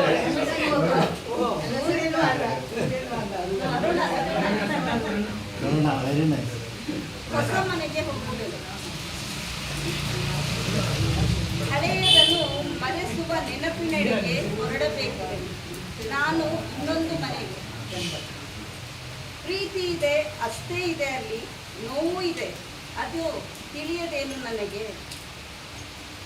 ಒಂದು ಮನೆಯಲ್ಲೆಲ್ಲ ಮಗುವಾಗಿ ಕಾಣಿಸಿತ್ತು, ಮತ್ತೊಂದರಲ್ಲಿ ಬಾಲೆಯನ್ನು. ಬೆಡಗಿಯ ಬಚ್ಚಿಟ್ಟ ಅದೇ ಕನ್ನಡಿಯು ಇಂದು ತೋರುತ್ತಲಿದೆ ಚಿಕ್ಕ ಪ್ರಾಯವನ್ನು ಆರಂಭಿಸಿದ ಮುದುಕಿಯನ್ನು. ಅವಲಂಬನೆಯ ಕೌತುಕವಿದೆ. ಈ ಮನೆಯಾಗದಿರಲಿ ನನಗೆ ಸಜ್ಜ. ಅಡಿಯಿರುವ ಮುನ್ನವೇ ಭಯ ಹುಟ್ಟಿಸುತ್ತೀಹ. ಈ ಮನೆಯ ಹೊಸ್ತಿಲಲ್ಲಿ ಚಿತ್ತ ಚಾಂಚಲ್ಯ ಸಹಜ. ನನ್ನ ಈ ಮನೆಯ ನೋಡದೆ ಸತ್ತವರು ಸತ್ತರು, ಕಾಯಲಿಲ್ಲ ಎನ್ನನ್ಯಾರು, ಹೋದವರು ಹೋದವರು. ಬಿಟ್ಟವರ ಬಿಟ್ಟೆ, ಸಿಕ್ಕವರ ಹಿಡಿದಿಟ್ಟೆ. ಪಯಣದಲ್ಲಿ ಜೊತೆಯಾಗಿ ಈ ಮನೆಗೂ ಬರುವವರು ಅನೇಕರಿದ್ದರು. ಹೋದವರೆಲ್ಲಿದ್ದರೂ ನನ್ನ ನೆನೆವಂತೆ ನೆನೆಯಬೇಕಿದೆ. ನಾನೆಲ್ಲರನ್ನು ಈ ಮನೆಯಲ್ಲಿ ಇರುವವರೆಗೆ ಬಳಸಿ ಬರಬೇಕು, ಉಳಿಸಿಕೊಳ್ಳಬೇಕು.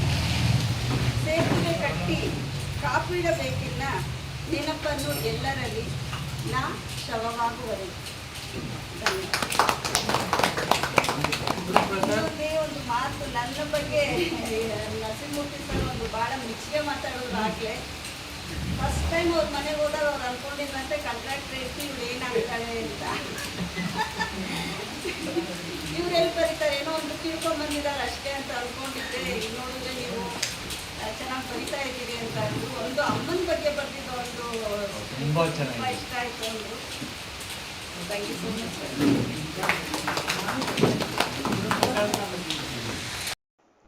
ಕನ್ನಡ ಸಂಘ ಭಾರತೀಯ ಸ್ಟೇಟ್ ಬ್ಯಾಂಕ್ ಬೆಂಗಳೂರು ನಗರ ಶಾಖೆಯ ಹೆಮ್ಮೆಯ ಸಾಹಿತ್ಯ ಸಂಚಿಕೆ ಮಂದಾರ ಒಂದು ಪಕ್ಷಿನೋಟ. ನಡೆದು ಬಂದ ದಾರಿಯತ್ತ ತಿರುಗಿ ನೋಡಬೇಡ ಎಂದು ಕವಿವರ್ಯರು ನುಡಿದಿದ್ದರೂ ತಿರುಗಿ ನೋಡುವುದು ನಮ್ಮ ಸ್ವಭಾವ. ಅದರಲ್ಲೂ ಕ್ರಮಿಸಿದ ದಾರಿ ಸಾಕಷ್ಟು ದೀರ್ಘವೂ ವೈವಿಧ್ಯಪೂರ್ಣವೂ ಆಗಿದ್ದರಂತೂ ತಿರುಗಿ ನೋಡದಿರುವುದು ಅಸಾಧ್ಯವೇ ಸರಿ.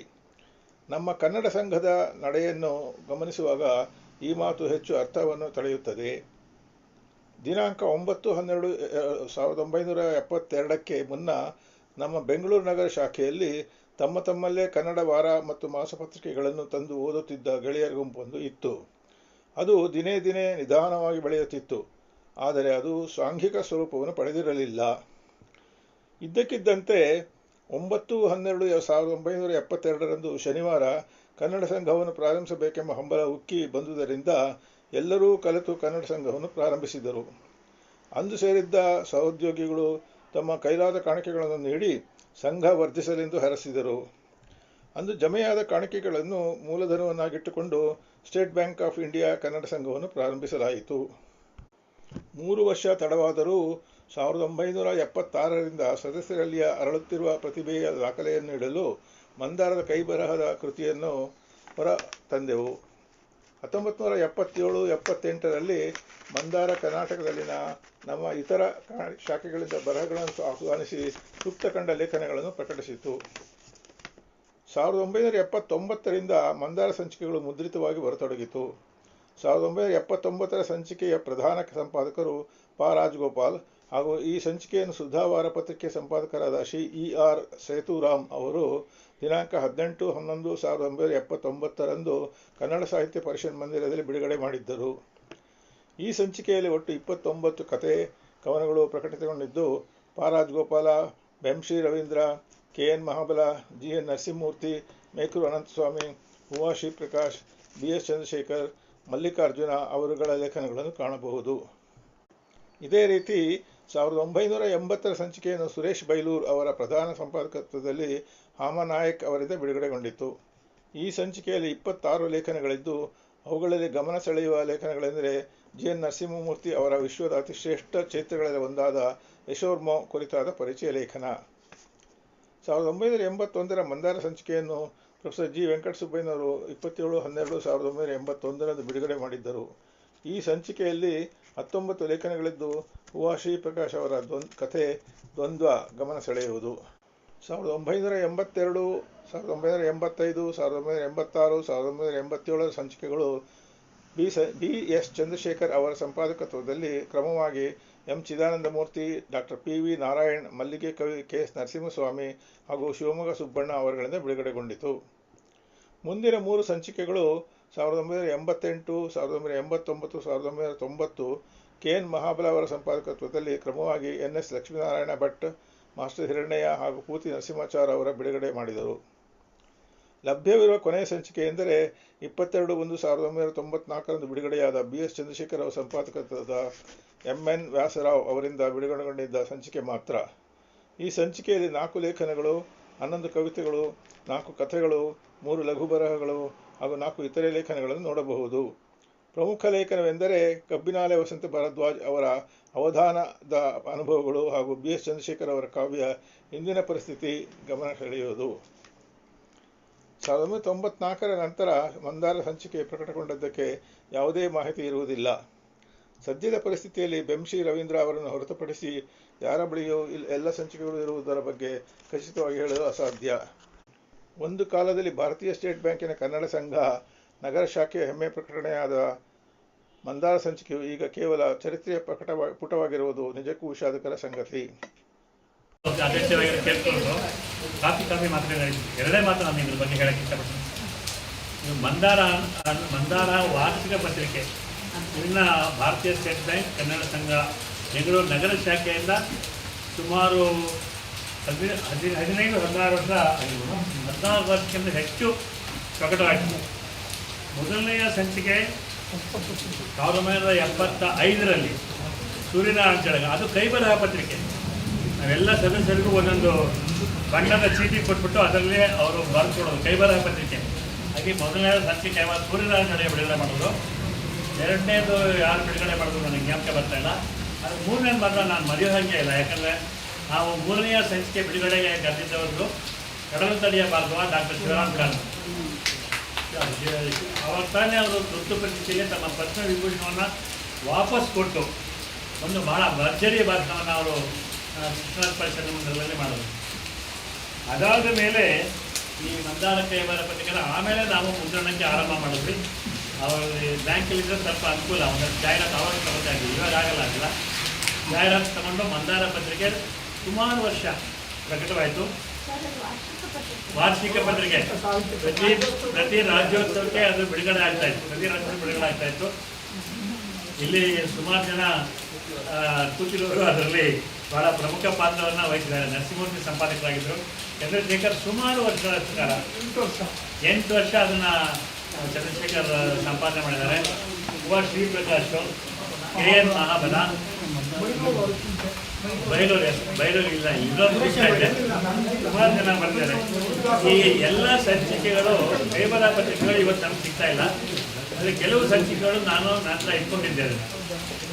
ನಮ್ಮ ಗುರುಪ್ರಸಾದ್ ಯಾವಾಗಲೂ ಬಹಳ ಕ್ರಿಯಾಶೀಲರು, ಪ್ರೋಕ್ರಿಯಾಕ್ಟಿವ್ ಅಂತ ನನ್ನ ಹತ್ರ ಹೇಳಿ ಆ ಪುಸ್ತಕಗಳನ್ನೆಲ್ಲ ಇಟ್ಕೊಂಡು ಎಲ್ಲವನ್ನ ಡಿಜಿಟಲೀಕರಣ ಮಾಡಿದ್ದಾರೆ. ಎಲ್ಲ ಮಂದಿರಗಳನ್ನು ಡಿಜಿಟಲೀಕರಣ ಮಾಡಿಲ್ಲದೇನೆ ಇವತ್ತು ನೀವು ಕಸ ವೇದಿಕೆಯ ಜಾಲತಾಣಕ್ಕೆ ಹೋದರೆ ನಮ್ಮ ಹತ್ರ ಯಾವ್ಯಾವುದು ಮುದ್ರಿತ ಮಂದಾರಗಳಿದ್ದೋ ಆ ಎಲ್ಲ ಮಂದಾರನ ಇವಾಗಲೂ ಓದ್ಬೋದು. ಭಾಳ ವರ್ಷದ ಮೇಲೆ ಈ ಮಂದಾರವನ್ನು 250 ಸಾಹಿತ್ಯ ದಾಸೋಹ ತಂದಿದ್ದಕ್ಕೆ ಹಾಗೆಯೇ ಬ್ಯಾಂಕಿಂಗ್ ಪ್ರಪಂಚ ನಮ್ಮ ಸಮನ್ವಯ ಸಮಿತಿ ಪ್ರಕಟಣೆ ಅದನ್ನು ಕೂಡ ಡಿಜಿಟಲೀಕರಣ ಅಂಕೀಕರಣ ಮಾಡಿ ಸಮನ್ವಯ ಸಮಿತಿಯ ವೇದಿಕೆಯಲ್ಲಿ ಜಾಲತಾಣದಲ್ಲಿ ಇದೆ. ನಮ್ಮ HS ಅವರ ಸಮಗ್ರ ಪ್ರಬಂಧಗಳು ಅದನ್ನು ಅಂಕೀಕರಣ ಮಾಡಿ ಆ ವೇದಿಕೆಯಲ್ಲಿ ಹಾಕಿದ್ದೀವಿ. ಈ ಥರ ಸುಮಾರು ಕೆಲಸವನ್ನು ಭಾಳ ಪ್ರೊಯಾಕ್ಟಿವ್ ಆಗಿ ಗುರುಪ್ರಸಾದ್ ಅವರು ಮಾಡಿದ್ದಾರೆ. ಇವತ್ತು ಅವರು ಈ ನೆನಪುಗಳನ್ನ ಗೆದ್ದಿದ್ದಕ್ಕಾಗಿ ನಾನು ಅವರನ್ನು ಹೃತ್ಪೂರ್ವಕವಾಗಿ ಅಭಿನಂದಿಸೋಕ್ಕೆ ಇಷ್ಟಪಡ್ತೀನಿ. ವಿಜಯ್ ಕುಮಾರ್ ಒಂದ್ಸತಿ ಬೀಳಿಸ್ದೆ ಇನ್ನೊಂದು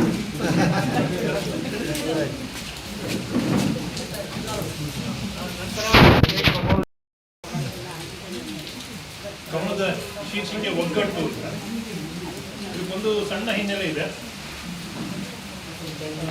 ಭಾವಗೀತೆಗಳನ್ನು ಹೆಚ್ಚು ಬರೀತಾ ಇದ್ದಿದ್ದರಿಂದ ಹಾಸನದಲ್ಲಿದ್ದಾಗ ಅಲ್ಲಿಯವರ ಸಂಪರ್ಕದಿಂದ ಈಗಲೂ ಕೂಡ ಅಲ್ಲಿ ಕೆಲವರು ಹೇಳ್ತಾರೆ. ಆ ದೃಷ್ಟಿಯಿಂದ ಯಾವುದೋ ಒಂದು ಸಂಘಟನೆಯವರು ಅವರ ಸಂಘಟನೆ ಒಂದು ಧ್ಯೇಯ ಗೀತೆ ಬೇಕು ಅಂತ ಹೇಳಿದ್ರು. ಒಂದು ಗ್ರೂಪ್ ಸಾಂಗ್ ಹಾಡೋದಕ್ಕೆ ಅನುಕೂಲ ಆಗೋ ಹಾಗೆ ಬರ್ಕೊಡಿ ಅಂತಂದರು.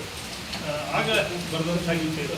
ಅಂದರೆ ಎಲ್ಲರೂ ಒಗ್ಗಟ್ಟಾಗಿದ್ದು ಸೇರಿಕೊಂಡು ಕೆಲಸ ಮಾಡಿದ್ರೆ ಯಶಸ್ಸು ಬಹಳ ಸುಲಭ ಸಿಗುತ್ತೆ ನಮಗೆ ಅನ್ನೋ ಒಂದು ಯೋಚನೆ ಬರೋ ಹಾಗೆ ಧ್ಯೇಯ ಗೀತೆ ಇರಬೇಕು ಅಂತದ್ದು. ಆಗ ಬರ್ಕೊಟ್ಟಂಥ ಒಂದು ಹಾಡು ಒಗ್ಗಟ್ಟು.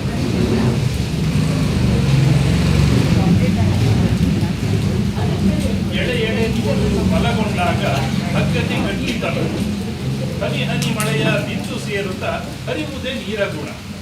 ಕೈ ಕೈ ಸೇರಿಸಿ ನಡೆಯೋಣ, ಬಲ ಬಲ ಬೆಂಬಲ ಬೆಳೆಸೋಣ. ಎಳೆ ಎಳೆ ನೂಲು ಬಲಗೊಂಡಾಗ ಹಗ್ಗಕ್ಕೆ ಗಟ್ಟಿತನ, ಹನಿ ಹನಿ ಮಳೆಯ ಬಿಂದು ಸೇರುತ್ತಾ ಹರಿವುದೇ ನೀರ ಗುಣ. ಕೈ ಕೈ ಸೇರಿಸಿ ನಡೆಯೋಣ, ಬಲ ಬಲ ಬೆಂಬಲ ಬೆಳೆಸೋಣ. ಬೇರು ಕಡಿದರೆ ಚಿಗುರೊಣಗುವುದು, ಕಾಲು ನೋವು ಮೆದುಳಿಗೆ ತಲುಪುವುದು. ಬೇರು ಕಡಿದರೆ ಚಿಗುರೊಣಗುವುದು, ಕಾಲ ನೋವು ಮೆದುಳಿಗೆ ತಲುಪುವುದು. ಕಣ್ಣು ಕಿವಿ ಕೈ ಕಾಲು ಹೃದಯವು ರಕ್ತ ಸಂಚಲನೆ ಉಸಿರಾಟ. ಒಂದಕ್ಕೊಂದು ಹೊಂದದೆ ಬದುಕಿದರೆ ದೇಹದ ಒಳಗೆ ಹೋರಾಟ. ದೇಶವಾಗಿದೆ ರಾಜ್ಯಗಳಿಂದ, ರಾಜ್ಯಕ್ಕೆ ಊರುಗಳು ಅನೇಕವು. ಊರಾಯಿತು ಅಲ್ಲ ಕುಟುಂಬ ಸೇರಿ ವ್ಯಕ್ತಿಯೇ ಕುಟುಂಬದ ಮೂಲ. ವ್ಯಕ್ತಿ ವ್ಯಕ್ತಿಯ ಸ್ಥಾನವದೇ ದೇಶೋನ್ನತಿಯ ಮಹಾಮಂತ್ರ. ವಿವೇಕವೆಂಬುದು ಪ್ರಾಜ್ಞನ ಕುರುಹು, ವಿವೇಕವೆಂಬುದು ಪ್ರಾಜ್ಞನ ಕುರುಹು. ತಿಳುವಳಿಕೆಗೆ ನಡವಳಿಕೆಯ ಮೆರಗು. ಅರಿತು ನಡೆವವನೇ ನಾಗರಿಕನುತ, ಅರಿತು ನಡೆವವನೇ ನಾಗರಿಕನುತ. ಸಮಾಜದೊಳಿವಿನ ಬುನಾದಿಯವನು. ವಿಕಸಿತ ಭಾರತ ಭಿತ್ತಿಯ ಮುಂದೆ ವಿಶ್ವಕ್ಕೆ ಮಾದರಿಯಾಗೋಣ. ವಿಕಸಿತ ಭಾರತ ಭಿತ್ತಿಯ ಮುಂದೆ ವಿಶ್ವಕ್ಕೆ ಮಾದರಿಯಾಗೋಣ. ಎಳೆ ಎಳೆ ನೂಲು ಬಲಗೊಂಡಾಗ ಹಗ್ಗಕ್ಕೆ ಗಟ್ಟಿತನ, ಹನಿ ಹನಿ ಮಳೆಯ ಬಿಂದು ಸೇರುತ್ತಾ ಹರಿವುದೇ ನೀರ ಗುಣ. ಕೈ ಕೈ ಸೇರಿಸಿ ನಡೆಯೋಣ, ಬಲ ಬಲ ಬೆಂಬಲ ಬೆಳೆಸೋಣ. ನಮ್ಮ ಸಂಘಟನೆಯೂ ಕೂಡ ಇದು ಧನ್ಯವಾದ. ನನ್ನ ಮಾತೃಭಾಷೆ ಕನ್ನಡ. ನಾನು ಯಾರು ಕಳೆದ 3 ವರ್ಷಗಳ ಹಿಂದೆ ಪ್ರತಿನಿಧಿಸಿದಂಥ ಶಾಸಕರ ಇದ್ದರು. ಪ್ರತಿ ಧಾನ್ಯದ ಮೇಲೂ ಅದನ್ನು ತಿನ್ನುವವನ ಹೆಸರಿರುತ್ತದೆ ಎಂಬ ಹಿಂದಿ ಗಾದೆ ಇದೆ. ಹುಟ್ಟುವುದೆಲ್ಲೋ ಬೆಳೆಯುವುದೆಲ್ಲೋ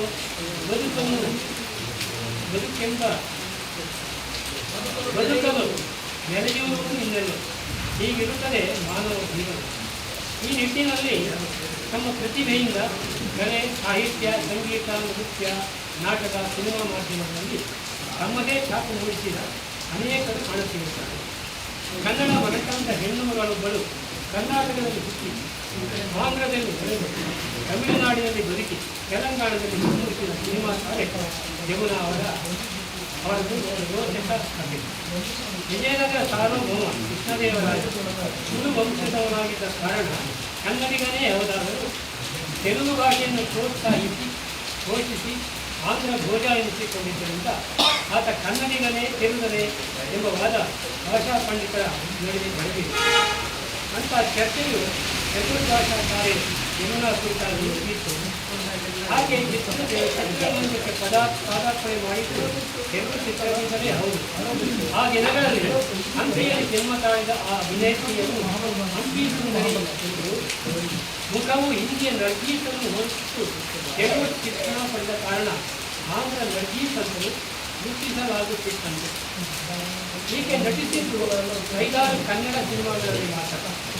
ಚಿಕ್ಕಣ್ಣ ಕಳೆಗಾಲದ ಸಾಕ್ಷಾತ್ಕಾರ ಚಿತ್ರದಲ್ಲಿ ಸೊಗಸಾಗಿ ಅಭಿನಯಿಸಿದ್ದರಾದರೂ ಧ್ವನಿ ನೀಡಿದ್ದು ಮಾತ್ರ ಬೇರೆಯವರು. ಇದರಿಂದಾಗಿ ಚಿಕ್ಕಣ್ಣ ಪತ್ರಿಕೆಗಳ ಟೀಕೆಗೆ ಒಳಗಾಗಬೇಕಾಗಿದೆ. ಪ್ರಸ್ತುತ ಕೆಂಪೇಗೌಡ ಬಸ್ ನಿಲ್ದಾಣ ಇದೆಯಲ್ಲ, ಅದು 1980ರವರೆಗೆ ಸುಭಾಷ್ ನಗರ ಮೈದಾನವಾಗಿದೆ. ಪ್ರತಿ ವರ್ಷ ಅಲ್ಲಿ ಕಾಂಗ್ರೆಸ್ ಎಕ್ಸಿಬಿಷನ್ ನಡೆಯುತ್ತಿದೆ.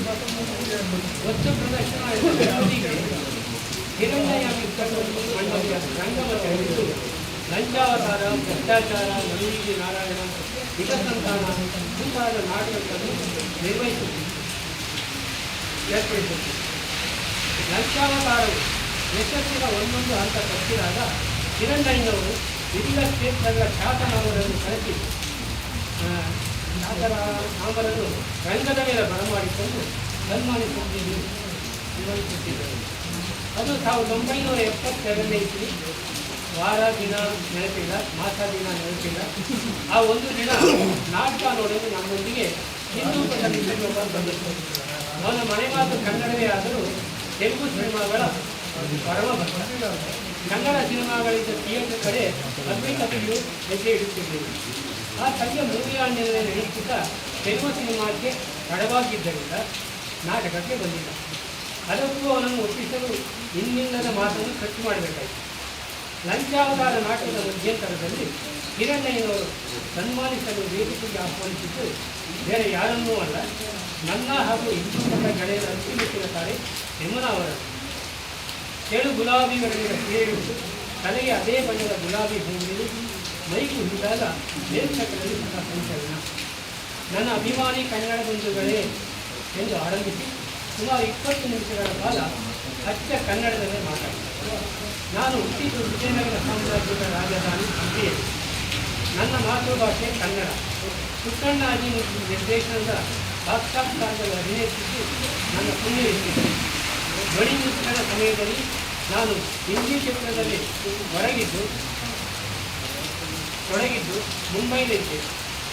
ನನ್ನ ಅಭಿನಯಕ್ಕೆ ಬೇರೊಬ್ಬ ಕಲಾವಿದೆ ಧ್ವನಿ ನೀಡಿದೆ. ಇದರಿಂದ ನನಗೆ ಕನ್ನಡ ಬರಲೆಂದು ಕೆಲವು ಪತ್ರಿಕೆಗಳು ಬರೆದವು. ಈಗ ಹೇಳಿ, ನನ್ನ ಕನ್ನಡ ಚೆನ್ನಾಗಿದೆ ತಾನೆ, ಶುದ್ಧವಿದೆ ತಾನೆ ಎಂದು ಪ್ರಶ್ನಿಸಿದಾಗ ಎಲ್ಲರೂ ಸೊಗಸಾಗಿದೆ, ಚೆನ್ನಾಗಿದೆ. ನಾಟಕ ಮುಗಿಸಿಕೊಂಡು ಆ ಗೆಳೆಯ ರಾತ್ರಿ 10 ಗಂಟೆಗೆ ಹಿಂದೂಪದ ರೈಲಿಗೆ ಹೋಗುವವನ್ನ ನನ್ನ ಕೈ ಹಿಡಿದು, ಇವತ್ತು ನಿಜಕ್ಕೂ ಕನ್ನಡದ ಸತ್ವ ಏನು ಅಂತ ಗೊತ್ತಾಯಿತು. ನಿನ್ನ ಜೊತೆ ಇವತ್ತು ಬಾರದೇ ಹೋಗಿದ್ದರೆ ನನ್ನ ಅಭಿಮಾನದ ತಾರೆಯನ್ನು ಇಷ್ಟು ಸಮೀಪದಿಂದ ನೋಡಲು ಸಾಧ್ಯ ಆಗುತ್ತಿರಲಿಲ್ಲ. ಮುಂದೆ ಬೆಂಗಳೂರಿಗೆ ಬಂದಾಗಲೆಲ್ಲ ಒಂದು ಒಳ್ಳೆಯ ಕನ್ನಡ ಸಿನಿಮಾ ನೋಡಿ ಹೋಗ್ತೀನಿ. ಅದು ಪ್ರಾಮಿಸ್, ಇದು ಪ್ರಾಮಿಸ್. ಹೀಗೆ ಗೆಳೆಯನ ಮನಸ್ಸು ಕನ್ನಡ ನಾಟಕ ಸಿನಿಮಾಗಳತ್ತ ಒಡೆಯಲು ಹಿರಣ್ಣಯ್ಯನವರ ರಂಜನೀಯ ನಾಟಕದ ಜೊತೆಗೆ ಯಮುನಾ ಅವರ ಕನ್ನಡಾಭಿಮಾನಿಯ ಮಾತುಗಳಿಗೂ ಸಹ ಕಾರಣ ಇದೆ.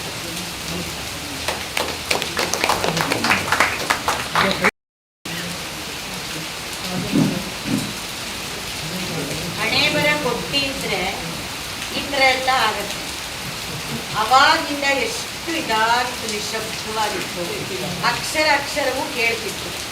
ನಿಮ್ಮನ್ನೆಲ್ಲ ನೋಡೋಣ ಅಂತ ಕುಣಿಗಲ್ಲಿಂದ ಇಲ್ಲಿಗೆ ಬಂದ್ರೆ ಈಗ ಕೇಳ್ತಾ ಇದ್ದೀನಿ. ನಾನು ಏನೋ ಹೇಳೋ ಅಷ್ಟೊತ್ತಿಗೆ ಭರ್ಜರಿ ಇದೆ.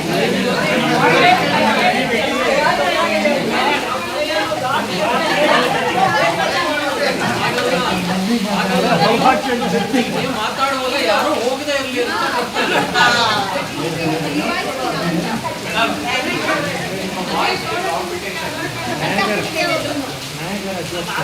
ಈ ಪ್ರತಿಷ್ಠಾನದ ಸಾಧನೆ 3 ಅಕ್ಷರದಲ್ಲಿದೆ. ಇಲ್ಲಿಗೆ ನನ್ನ ಪ್ರವೇಶ 1 ಅಂಕಿಯಲ್ಲಿದೆ. ಹಾಗೂ ಹೋಗಬಹುದು. ಇದು ಉತ್ತುಂಗ, ಧನಾತ್ಮಕ ಚಿಂತನೆಯ ಉತ್ತುಂಗ. ನಾನು ನಿಮಗೆ 8 ಸಂಚಿಕೆಗಳಿಂದ ಏನೋ ಇದಕ್ಕೆ ಸೇರ್ಕೊಂಡಿರಬಹುದು ಈ ವೇದಿಕೆಗೆ.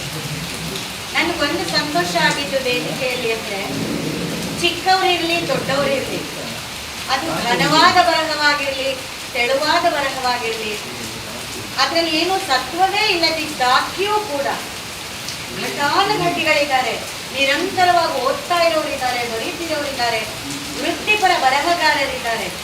ಇಷ್ಟೆಲ್ಲರೂ ಇದ್ದಾಗ್ಯೂ ಮುಖ ಚಿಕ್ಕದ್ದು ಮಾಡಿದ್ದಾಗ್ಲಿ, ಕೇಳಿಸ್ಕೊಳ್ದೆ ಆ ಕಡೆ ಮುಖ ತಿರುಗಿಸಿದ್ದಾಗ್ಲಿ, ಇದರಲ್ಲಿ ಏನೂ ಇಲ್ಲ ಅಂತ ಹೇಳಿದ್ದಾಗ್ಲಿ ನಾನು ಯಾವತ್ತೂ ನೋಡಲಿಲ್ಲ. ಈ ಪುಟ್ಟ ಮಕ್ಕಳಿಗೆ ತಾಯಿಯ ಮಡಿಲಲ್ಲಿ ಹೇಗೆ ರಕ್ಷಾಭಾವ ಬರುತ್ತೋ, ನಾನು ತುಂಬಾ ಸೇಫ್ ಆಗಿದ್ದೀನಿ ಅಂತ ಅನಿಸುತ್ತೋ, ಆ ಥರ ನನ್ನಂಥ ಉದಯೋನ್ಮುಖ ಬರಹಗಾರರಿಗೆ ಈ ವೇದಿಕೆ ಕಾಣಿಸುತ್ತೆ. ಹಾಗಾಗಿ ಧೈರ್ಯವಾಗಿ ಹೇಳ್ಬಿಡ್ತೀನಿ, ನಾನು ಬೇರೆ ಬೇರೆ ಸಾಹಿತ್ಯದ ಕಾರ್ಯಕ್ರಮಗಳಿಗೆ ಹೋಗಿದ್ದೀನಿ. ಈ 6 ನಿಮಿಷದಲ್ಲಿ ಸೇರಿಲ್ಲ ಸರ್. ಮೇಧಾವಿಗಳ ಮಾತು ಕೇಳಿದ್ದೀನಿ, ಕೆಲವೊಂದು ಕಾರ್ಯಕ್ರಮಕ್ಕೆ ನಿರೂಪಣೆಯನ್ನು ಮಾಡಿದ್ದೀನಿ. ಆದರೆ ಸಾಹಿತ್ಯ ಕಾರ್ಯಕ್ರಮದ ಭಾಗವೇ ಆಗಿ ನಾನಿವತ್ತು ಮುಖಾಮುಖಿ ನಿಮ್ಮ ಮುಂದೆ ನಿಲ್ತಿದ್ದೀನಿ. ಇದು ನನ್ನ ಮೊದಲ ಕಾರ್ಯಕ್ರಮ. ನನ್ನ ಸಾಹಿತ್ಯ ಯಾವ ಪ್ರಕಾರಕ್ಕೆ ಸೇರುತ್ತೆ ಅಂತ ನಂಗೆ ಗೊತ್ತಿಲ್ಲ. ಸಾಹಿತ್ಯದ ಪ್ರಕಾರಗಳಲ್ಲಿ ನಾನು ಬರೀತಿರೋದು ಯಾವ ಪ್ರಕಾರ ಅನ್ನೋದು ನಂಗೆ ಗೊತ್ತಿಲ್ಲ. ಆ ಸಂದರ್ಭಕ್ಕೆ ನನಗೇನು ಅನಿಸುತ್ತೆ, ನನ್ನ ತಂದೆ ಕೊಟ್ಟಿರೋ ಭಿಕ್ಷೆ, ಭಾಷಾ ಭಿಕ್ಷೆ, ಅದನ್ನು ಬಳಸ್ಕೊಂಡು ನಾನು ಬರೆಯೋಕೆ ಕೂತ್ಕೊಳ್ತೀನಿ. ನನಗೇನು ತೀವ್ರವಾಗಿ ಅನಿಸುತ್ತೆ ಅದನ್ನು ಬರೀತೀನಿ.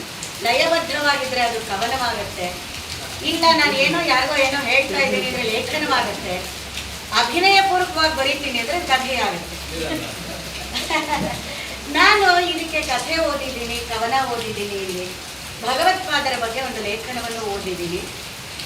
ಅದಕ್ಕೆ ಭಗವತ್ಪಾದರ ಬಗ್ಗೆನೇ ವಿಶೇಷ ಅಧ್ಯಯನ ಮಾಡಿರೋ ಸರ್ ಕೂಡ ಅದನ್ನ ನನ್ಗೆ ಮಾತಾಡಿದ್ರು. ಆಮೇಲೆ ನನಗೆ ಅದೇ ಸಂತೋಷ ಆಗಿದ್ದು, ಅವರೆಲ್ಲ ಬರೀತಿರೋದ್ರಲ್ಲಿ ತೀರ ತೃಣ, ನಾವು ತೃಣದಲ್ಲಿ ತೃಣ. ಅದನ್ನ ಅವರು ಬರೀತಾ ಇದ್ದೀರಿ, ಬೆನ್ ತಗ್ಲಿ, ಬರಿಬೋದು, ಇನ್ನೂ ಚೆನ್ನಾಗಿ ಬರಿಬೋದು, ಅಧ್ಯಯನ ಇನ್ನೂ ಜಾಸ್ತಿ ಮಾಡ್ಕೊಳ್ಳಿ ಅಂತ ಹೇಳುವ ಔದಾರ್ಯ ಇದೆಯಲ್ಲ, ಅದು ನಮ್ಮಂಥವ್ರಿಗೆ ತುಂಬ ಅಗತ್ಯ ಈಗ ಈ ಬರೀತಾ ಇರೋರಿಗೆ. ಇನ್ನೊಂದೇ ಒಂದು ಮಾತು ಹೇಳಿ ನನ್ನ ಪ್ರಸ್ತುತಿಗೆ ಬರ್ತೀನಿ. ನಾವು ಗೃಹಸ್ಥ ಧರ್ಮ ಅಂತ ಕೆಲವಿರುತ್ತೆ. ನಮ್ಮ ಮನೆಗೆ ಯಾರಾದರೂ ಬಂದರೆ ಅವ್ರನ್ನ ಆಧರಿಸ್ತೀವಿ, ಕುಡಿಯೋಕೆ ಕೊಡ್ತೀವಿ, ತಿನ್ನೋಕೆ ಕೊಡ್ತೀವಿ, ಕೂತ್ಕೊಳ್ಳಿ ಅಂತ ಹೇಳ್ತೀವಿ. ಸ್ವಲ್ಪ ಹೊತ್ತು ಅವರು ಕೂತ್ಕೊಳ್ಳುವಂಥ ವಾತಾವರಣವನ್ನು ನಾವು ನಿರ್ಮಾಣ ಮಾಡ್ತೀವಿ. ಈಗ ಕಾಲ ಬದಲಾಗಿದೆ. ಮಕ್ಕಳು ರೂಮಲ್ಲಿ ಸೇರ್ಕೊಂಡಿರ್ತಾರೆ, ಬಾರ್ ಬಂದಿದ್ದಾರೆ, ಬಾರೋ ಮಾತಾಡಿಸ್ಬಾರೋ. ಅವ್ನು ಯಾವುದೋ ಒಂದಿಷ್ಟು ಚಡ್ಡಿ ಹಾಕೊಂಡಿರ್ತಾನೆ, ಬಲವಂತವಾಗಿ ಆಚೆ ಬರ್ತಾನೆ, ಹಾಯ್ ಅಂಕಲ್, ಹಾಯ್ ಆಂಟಿ ಅಂತಾನೆ ಮತ್ತೆ ಹೋಗಿ ಕೂತ್ಕೊತಾನೆ. ಇವತ್ತು ನಾವಿಲ್ಲಿ ಸೇರಿದೀವಲ್ಲ, ಯಾರೋ ಮಾತಾಡ್ತಾ ಹೇಳಿದ್ರು, ಒಂದು ದೊಡ್ಡ ಸಾಹಿತ್ಯ ಸಮ್ಮೇಳನ ಥರ ಅನ್ನಿಸ್ತಾ ಇದೆ ಅಂತ. ಜಗನ್ನಾಥ್ ಸರ್ ಅವರ ಮನೆಯ ಪುಟ್ಟ ಕಂದಮ್ಮ ಕೂಡ ಬಂದಿದ್ದೀರಾ, ಬನ್ನಿ ಕೂತ್ಕೊಳ್ಳಿ, ಚೆನ್ನಾಗಿದ್ದೀರಾ. ಆ ಮಗು ಇವತ್ತು ಕಾಫಿ ಅದೆಲ್ಲ ತಂದ್ಕೊಡ್ತಾ ಇದ್ದಾರೆ. ಇವತ್ತೇನು ಒಂದು ಫೋನ್ ಮಾಡಿದ್ರೆ ಕಾಫಿನೂ ತಂದ್ಕೊಡೋ ಕಾಲ ಇದೆ. ಅವರು ಅಮ್ಮ ಒಳಗಡೆ ಇಷ್ಟು ಜನಕ್ಕೆ ಕಾಫಿ ಬೇಕಾ ಟೀ ಬೇಕಾ ಅಂತ ನಮಗೆ ಆಪ್ಷನ್ ಬೇರೆ ಕೊಡ್ತಾ ಇದ್ದಾರೆ.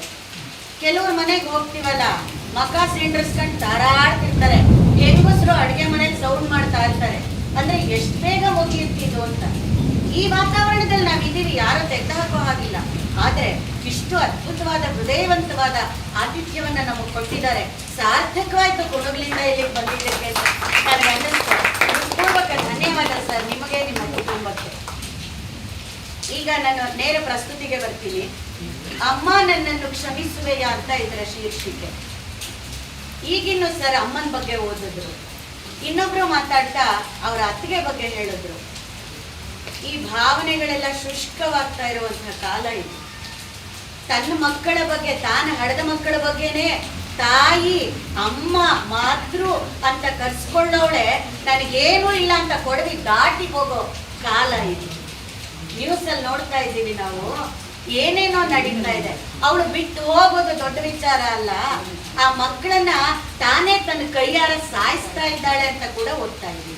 ಇಂಥ ಭಾವನೆಗಳ ದುರ್ಭಿಕ್ಷದ ಕಾಲ. ಈಗ ಅವರಿಬ್ರು ಓದಿದಾಗ ನನಗೆ ಹೃದಯ ತುಂಬಿ ಬಂತು.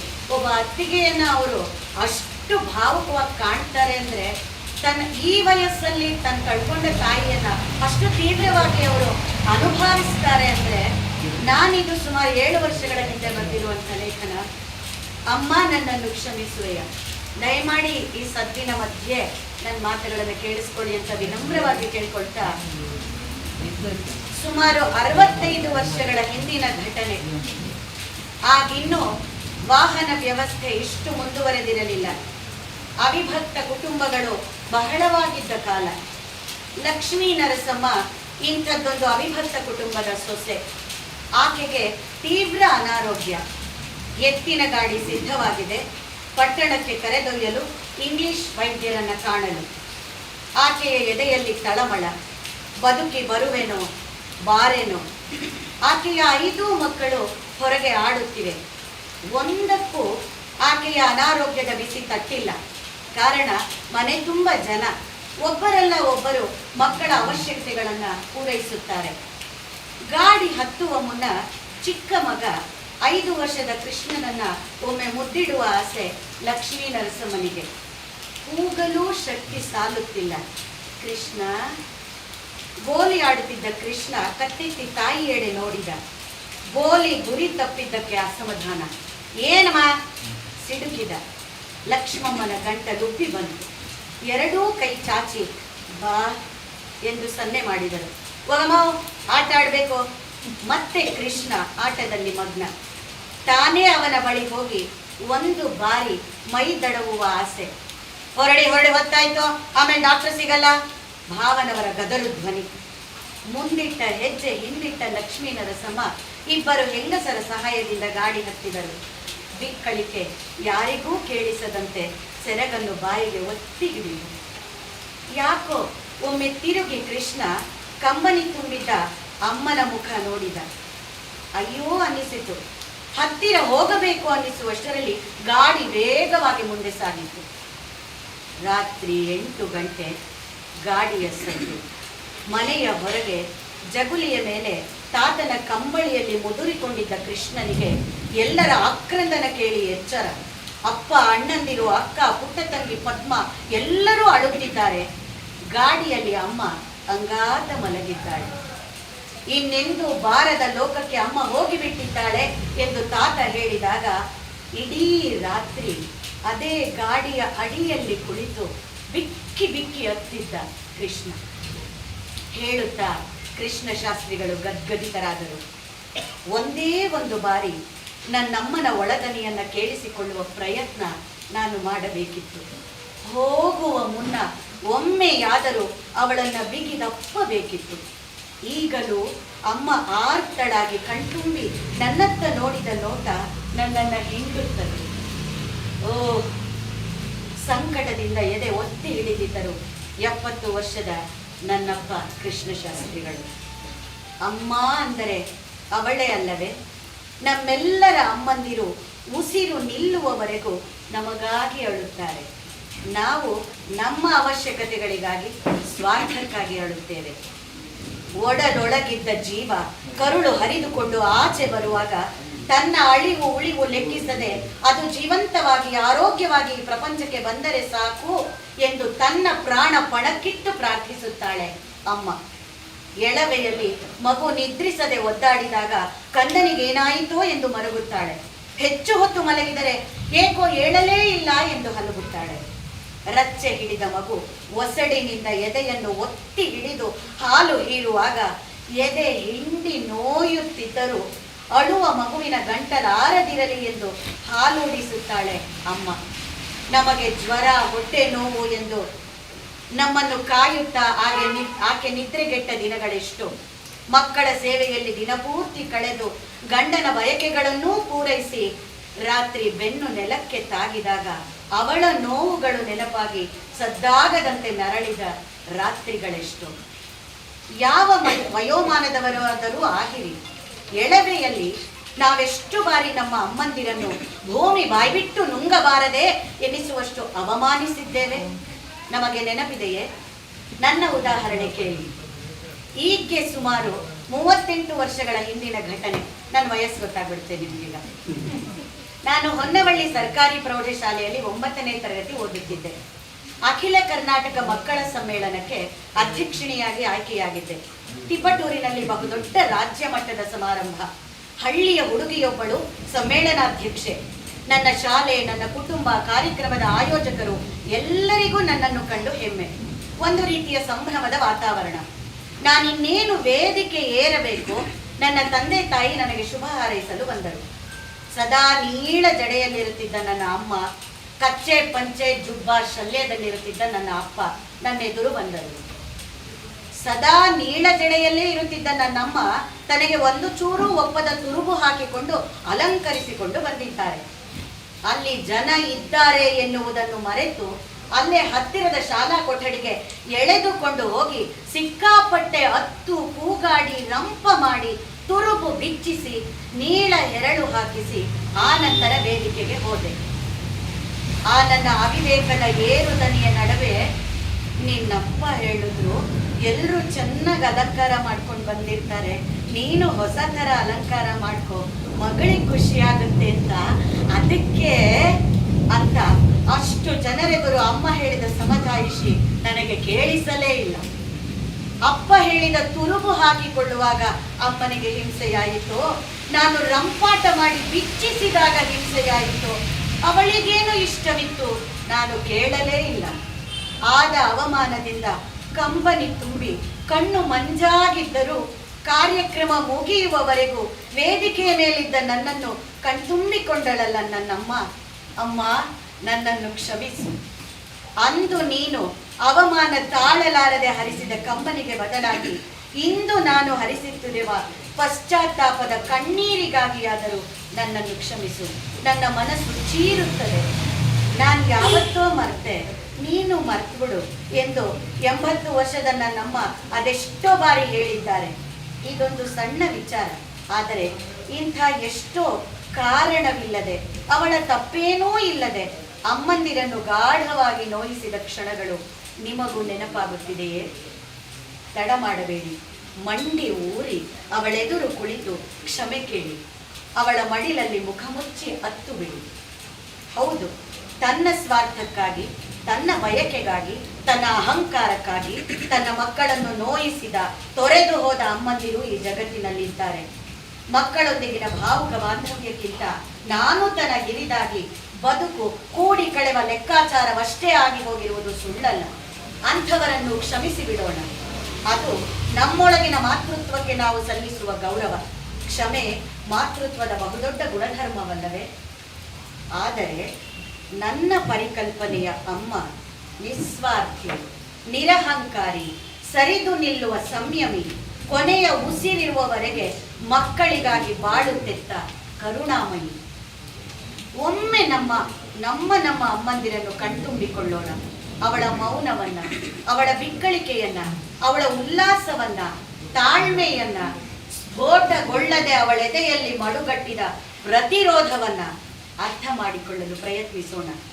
ಒಂದೊಮ್ಮೆ ನಮ್ಮ ತಾಯಿ ಸಿಡುಕಿಯೋ, ನಿರ್ಭಾವುಕಳೋ, ಮಿತಭಾಷೆಯೋ, ನಿರಾಸಕ್ತಳೋ ಆಗಿದ್ದಾಳೆ ಅಂದರೆ, ಒಟ್ಟಾರೆ ನಮಗಿಷ್ಟವಾಗುವ ಹಾಗೆ ನಮ್ಮಮ್ಮ ಇಲ್ಲ ಅಂದರೆ ಅದಕ್ಕೆ ಕಾರಣ ಅವಳನ್ನು ಅರ್ಥ ಮಾಡಿಕೊಳ್ಳಲು ಪ್ರಯತ್ನಿಸದ ನಾವು, ಅವಳ ಅಭಿಪ್ರಾಯಗಳನ್ನು ಹತ್ತಿಕೊಟ್ಟ ತಾವೇ ಮೆರೆದ ನಮ್ಮ ಅಪ್ಪಂದಿರು, ಯಾರೊಡನೆಯೋ ಹಂಚಿಕೊಳ್ಳಲು ಬಯಸದ ಅವಳ ಹೆಂಡತನದ ಸಮಸ್ಯೆಗಳು. ನೀವು ಅವಳಿಂದ ದೂರಾಗುವ ಮುನ್ನ ಅಥವಾ ಅವಳು ನಿಮ್ಮನ್ನು ಅಗಲುವ ಮುನ್ನ ಅವಳನ್ನು ಅಭಿನಂದಿಸಿ, ಅವಳು ನಿಮ್ಮ ಬದುಕಿನ ಅದೆಷ್ಟು ಮುಖ್ಯ ಭಾಗ ಅವಳಿಗೆ ಹೇಳಿ. ಇಂದೇ ಅವಳನ್ನು ಪ್ರೀತಿಸಿ ಬಿಡಿ. ನಾಳೆ ನೀವು ಅವಳ ದೊಡ್ಡ ಫೋಟೋಗೆ ಹಾಕಿದ ದೊಡ್ಡ ಹಾರ ಅವಳಿಗೆ ಕಾಣುವುದಿಲ್ಲ. ಅವಳ ಕರ್ಮಾದಿಗಳಲ್ಲಿ ದಾನ ಕೊಟ್ಟ ದೊಡ್ಡಂಚಿನ ಸೀರೆ, 1000 ರು ದಕ್ಷಿಣೆ ಅವಳಿಗೆ ತಲುಪುವುದಿಲ್ಲ. ಕಳೆದುಕೊಂಡಾಗ ನೀವು ಹರಿಸುವ ಕಂಬನಿಯೂ ಅವಳನ್ನು ತೋಯಿಸುವುದಿಲ್ಲ. ಒಮ್ಮೆ ಕೇಳಿಬಿಡಿ, ಅಮ್ಮ ನನ್ನನ್ನು ಕ್ಷಮಿಸುವೆಯಾ? ನನ್ನಂಥ ಹವ್ಯಾಸಿ ಬರಹಗಾರರನ್ನು ವೇದಿಕೆಯ ಒಂದು ಭಾಗವಾಗಿಸಿಕೊಂಡಿದ್ದಕ್ಕೆ, ನಮ್ಮನ್ನು ನಿಮ್ಮೊಳಗೊಬ್ಬಳು ಅಂತ ಅಂದುಕೊಂಡದ್ದಕ್ಕೆ ತಮ್ಮೆಲ್ಲರಿಗೂ ಹೃದಯಪೂರ್ವಕ ಧನ್ಯವಾದಗಳು. ಬಂದಿದ್ದಕ್ಕೆ ಒಂದು ಪ್ರಶಸ್ತಿಗಳನ್ನು ನೀಡ್ತಾ ಇದ್ದೆ. ಇತ್ತೀಚೆಗೆ ಒಂದು 6-7 ವರ್ಷಗಳಿಂದ ಯಾವುದೇ ಲೇಖನವನ್ನಾಗಲಿ ಅಥವಾ ಕವನವನ್ನಾಗಲಿ ಏನು ಈ ಮಾಡಿರಲಿಲ್ಲ. ಇವತ್ತು ಒಂದು ಪ್ರಯತ್ನ ಪಟ್ಟಿದ್ದೀನಿ. ಹೀಗೆ ಒಂದು 2-3 ವರ್ಷದಿಂದ ನಮ್ಮ ಸ್ನೇಹಿತರ ಜೊತೆಗೆ ಒಂದು ಸರ್ಕಾರಿ ಕಚೇರಿಗೆ ಹೋಗಿದ್ದೆ. ಅಲ್ಲೆಲ್ಲ ಹಣ ಕೊಡ್ದೇನೆ ಕೆಲಸ ಆಗಲ್ಲ. ಅವಾಗ ನಮ್ಮ ಸ್ನೇಹಿತರು ಉದ್ಯೋಗದಿಂದ ಹಣ ತೆಗೆದು ಅವ್ರು ಸರ್ಕಾರಿ ಅಧಿಕಾರಿ ಏನಂದರೆ ಇಲ್ಲೆಲ್ಲ ಬ್ಯಾಟ್ರಿ ಇಲ್ಲ CCTV ಎಲ್ಲ ಇರ್ತದೆ, ಇದೆಲ್ಲ ಒಂದು ಪುಸ್ತಕ ಇದೆ ನೋಡಿ, ಆ ಪುಸ್ತಕವನ್ನು ಡೈರೆಕ್ಟ್ ಹೋಗಿ ಅಲ್ಲಿ ದುಡ್ಡು ಇಟ್ಬಿಟ್ಟು ಆ ಪುಸ್ತಕವನ್ನು ಇಲ್ಲಿ ಇಟ್ಬಿಡಿ ಅಂತ. ಆಯಿತಾ? ಅದನ್ನು ನೋಡಿದಾಗ ನನಗೆ ಒಂದು 4 ಕವನದ ಸಾಲು ಹೊಳೆಯಿತು. ಆಗ ಗುರುತಾಕೊಂಡಿದ್ದೆ. ಅದನ್ನೇ ಈಗ ಇಲ್ಲಿ ಓದ್ತಾ ಇದ್ದೀನಿ. ಕವನದ ಶೀರ್ಷಿಕೆ ಪುಸ್ತಕದಲ್ಲಿ ಕಣ್ಣಾಕ್ಬೇಡಿ. ಇದೆ. ಕವನದ ಶೀರ್ಷಿಕೆ ಕರಿ ಲೆಕ್ಕ ಬಿಳಿ ಲೆಕ್ಕ. ಎಲ್ಲರೂ ಇಡಬೇಕು ರಾಮನ ಲೆಕ್ಕ, ಕೃಷ್ಣನ ಲೆಕ್ಕ. ರಾಮನ ಲೆಕ್ಕ ಸಮುದ್ರದ ದಡದ ಮರಳಿನಂತೆ, ನೋಡಿ ಸ್ಪರ್ಶಿಸಿ ಕುಣಿದಾಡುವಂತೆ. ಕೃಷ್ಣನ ಲೆಕ್ಕ ಸಮುದ್ರದೊಳಗಿನ ರತ್ನಗರ್ಭ ವಸುಂಧರ, ಹುಡುಕಿ ಹೊರಗೆ ತೆಗೆಯಬೇಕು. ರಾಮನ ಲೆಕ್ಕ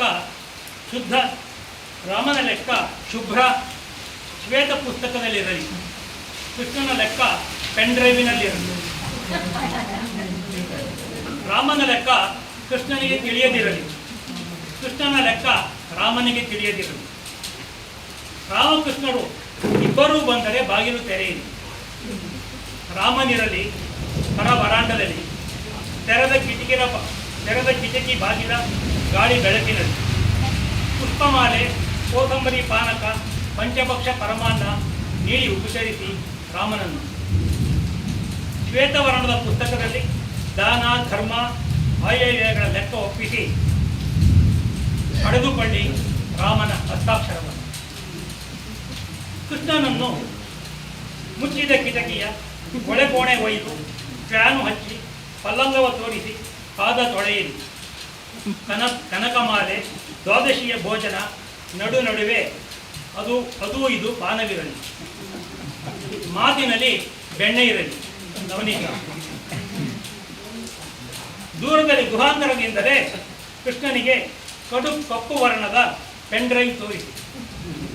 ಇಲ್ಲಿದೆ ಬಂದದ್ದು ಹೋದದ್ದು, ಮುಚ್ಚಿದ ಲಕೋಟಿಯಲ್ಲಿ ಕೊಟ್ಟದ್ದು, ಎಲ್ಲರ ಲೆಕ್ಕ ಗಣಕ ಭಾಷೆಯಲ್ಲಿ.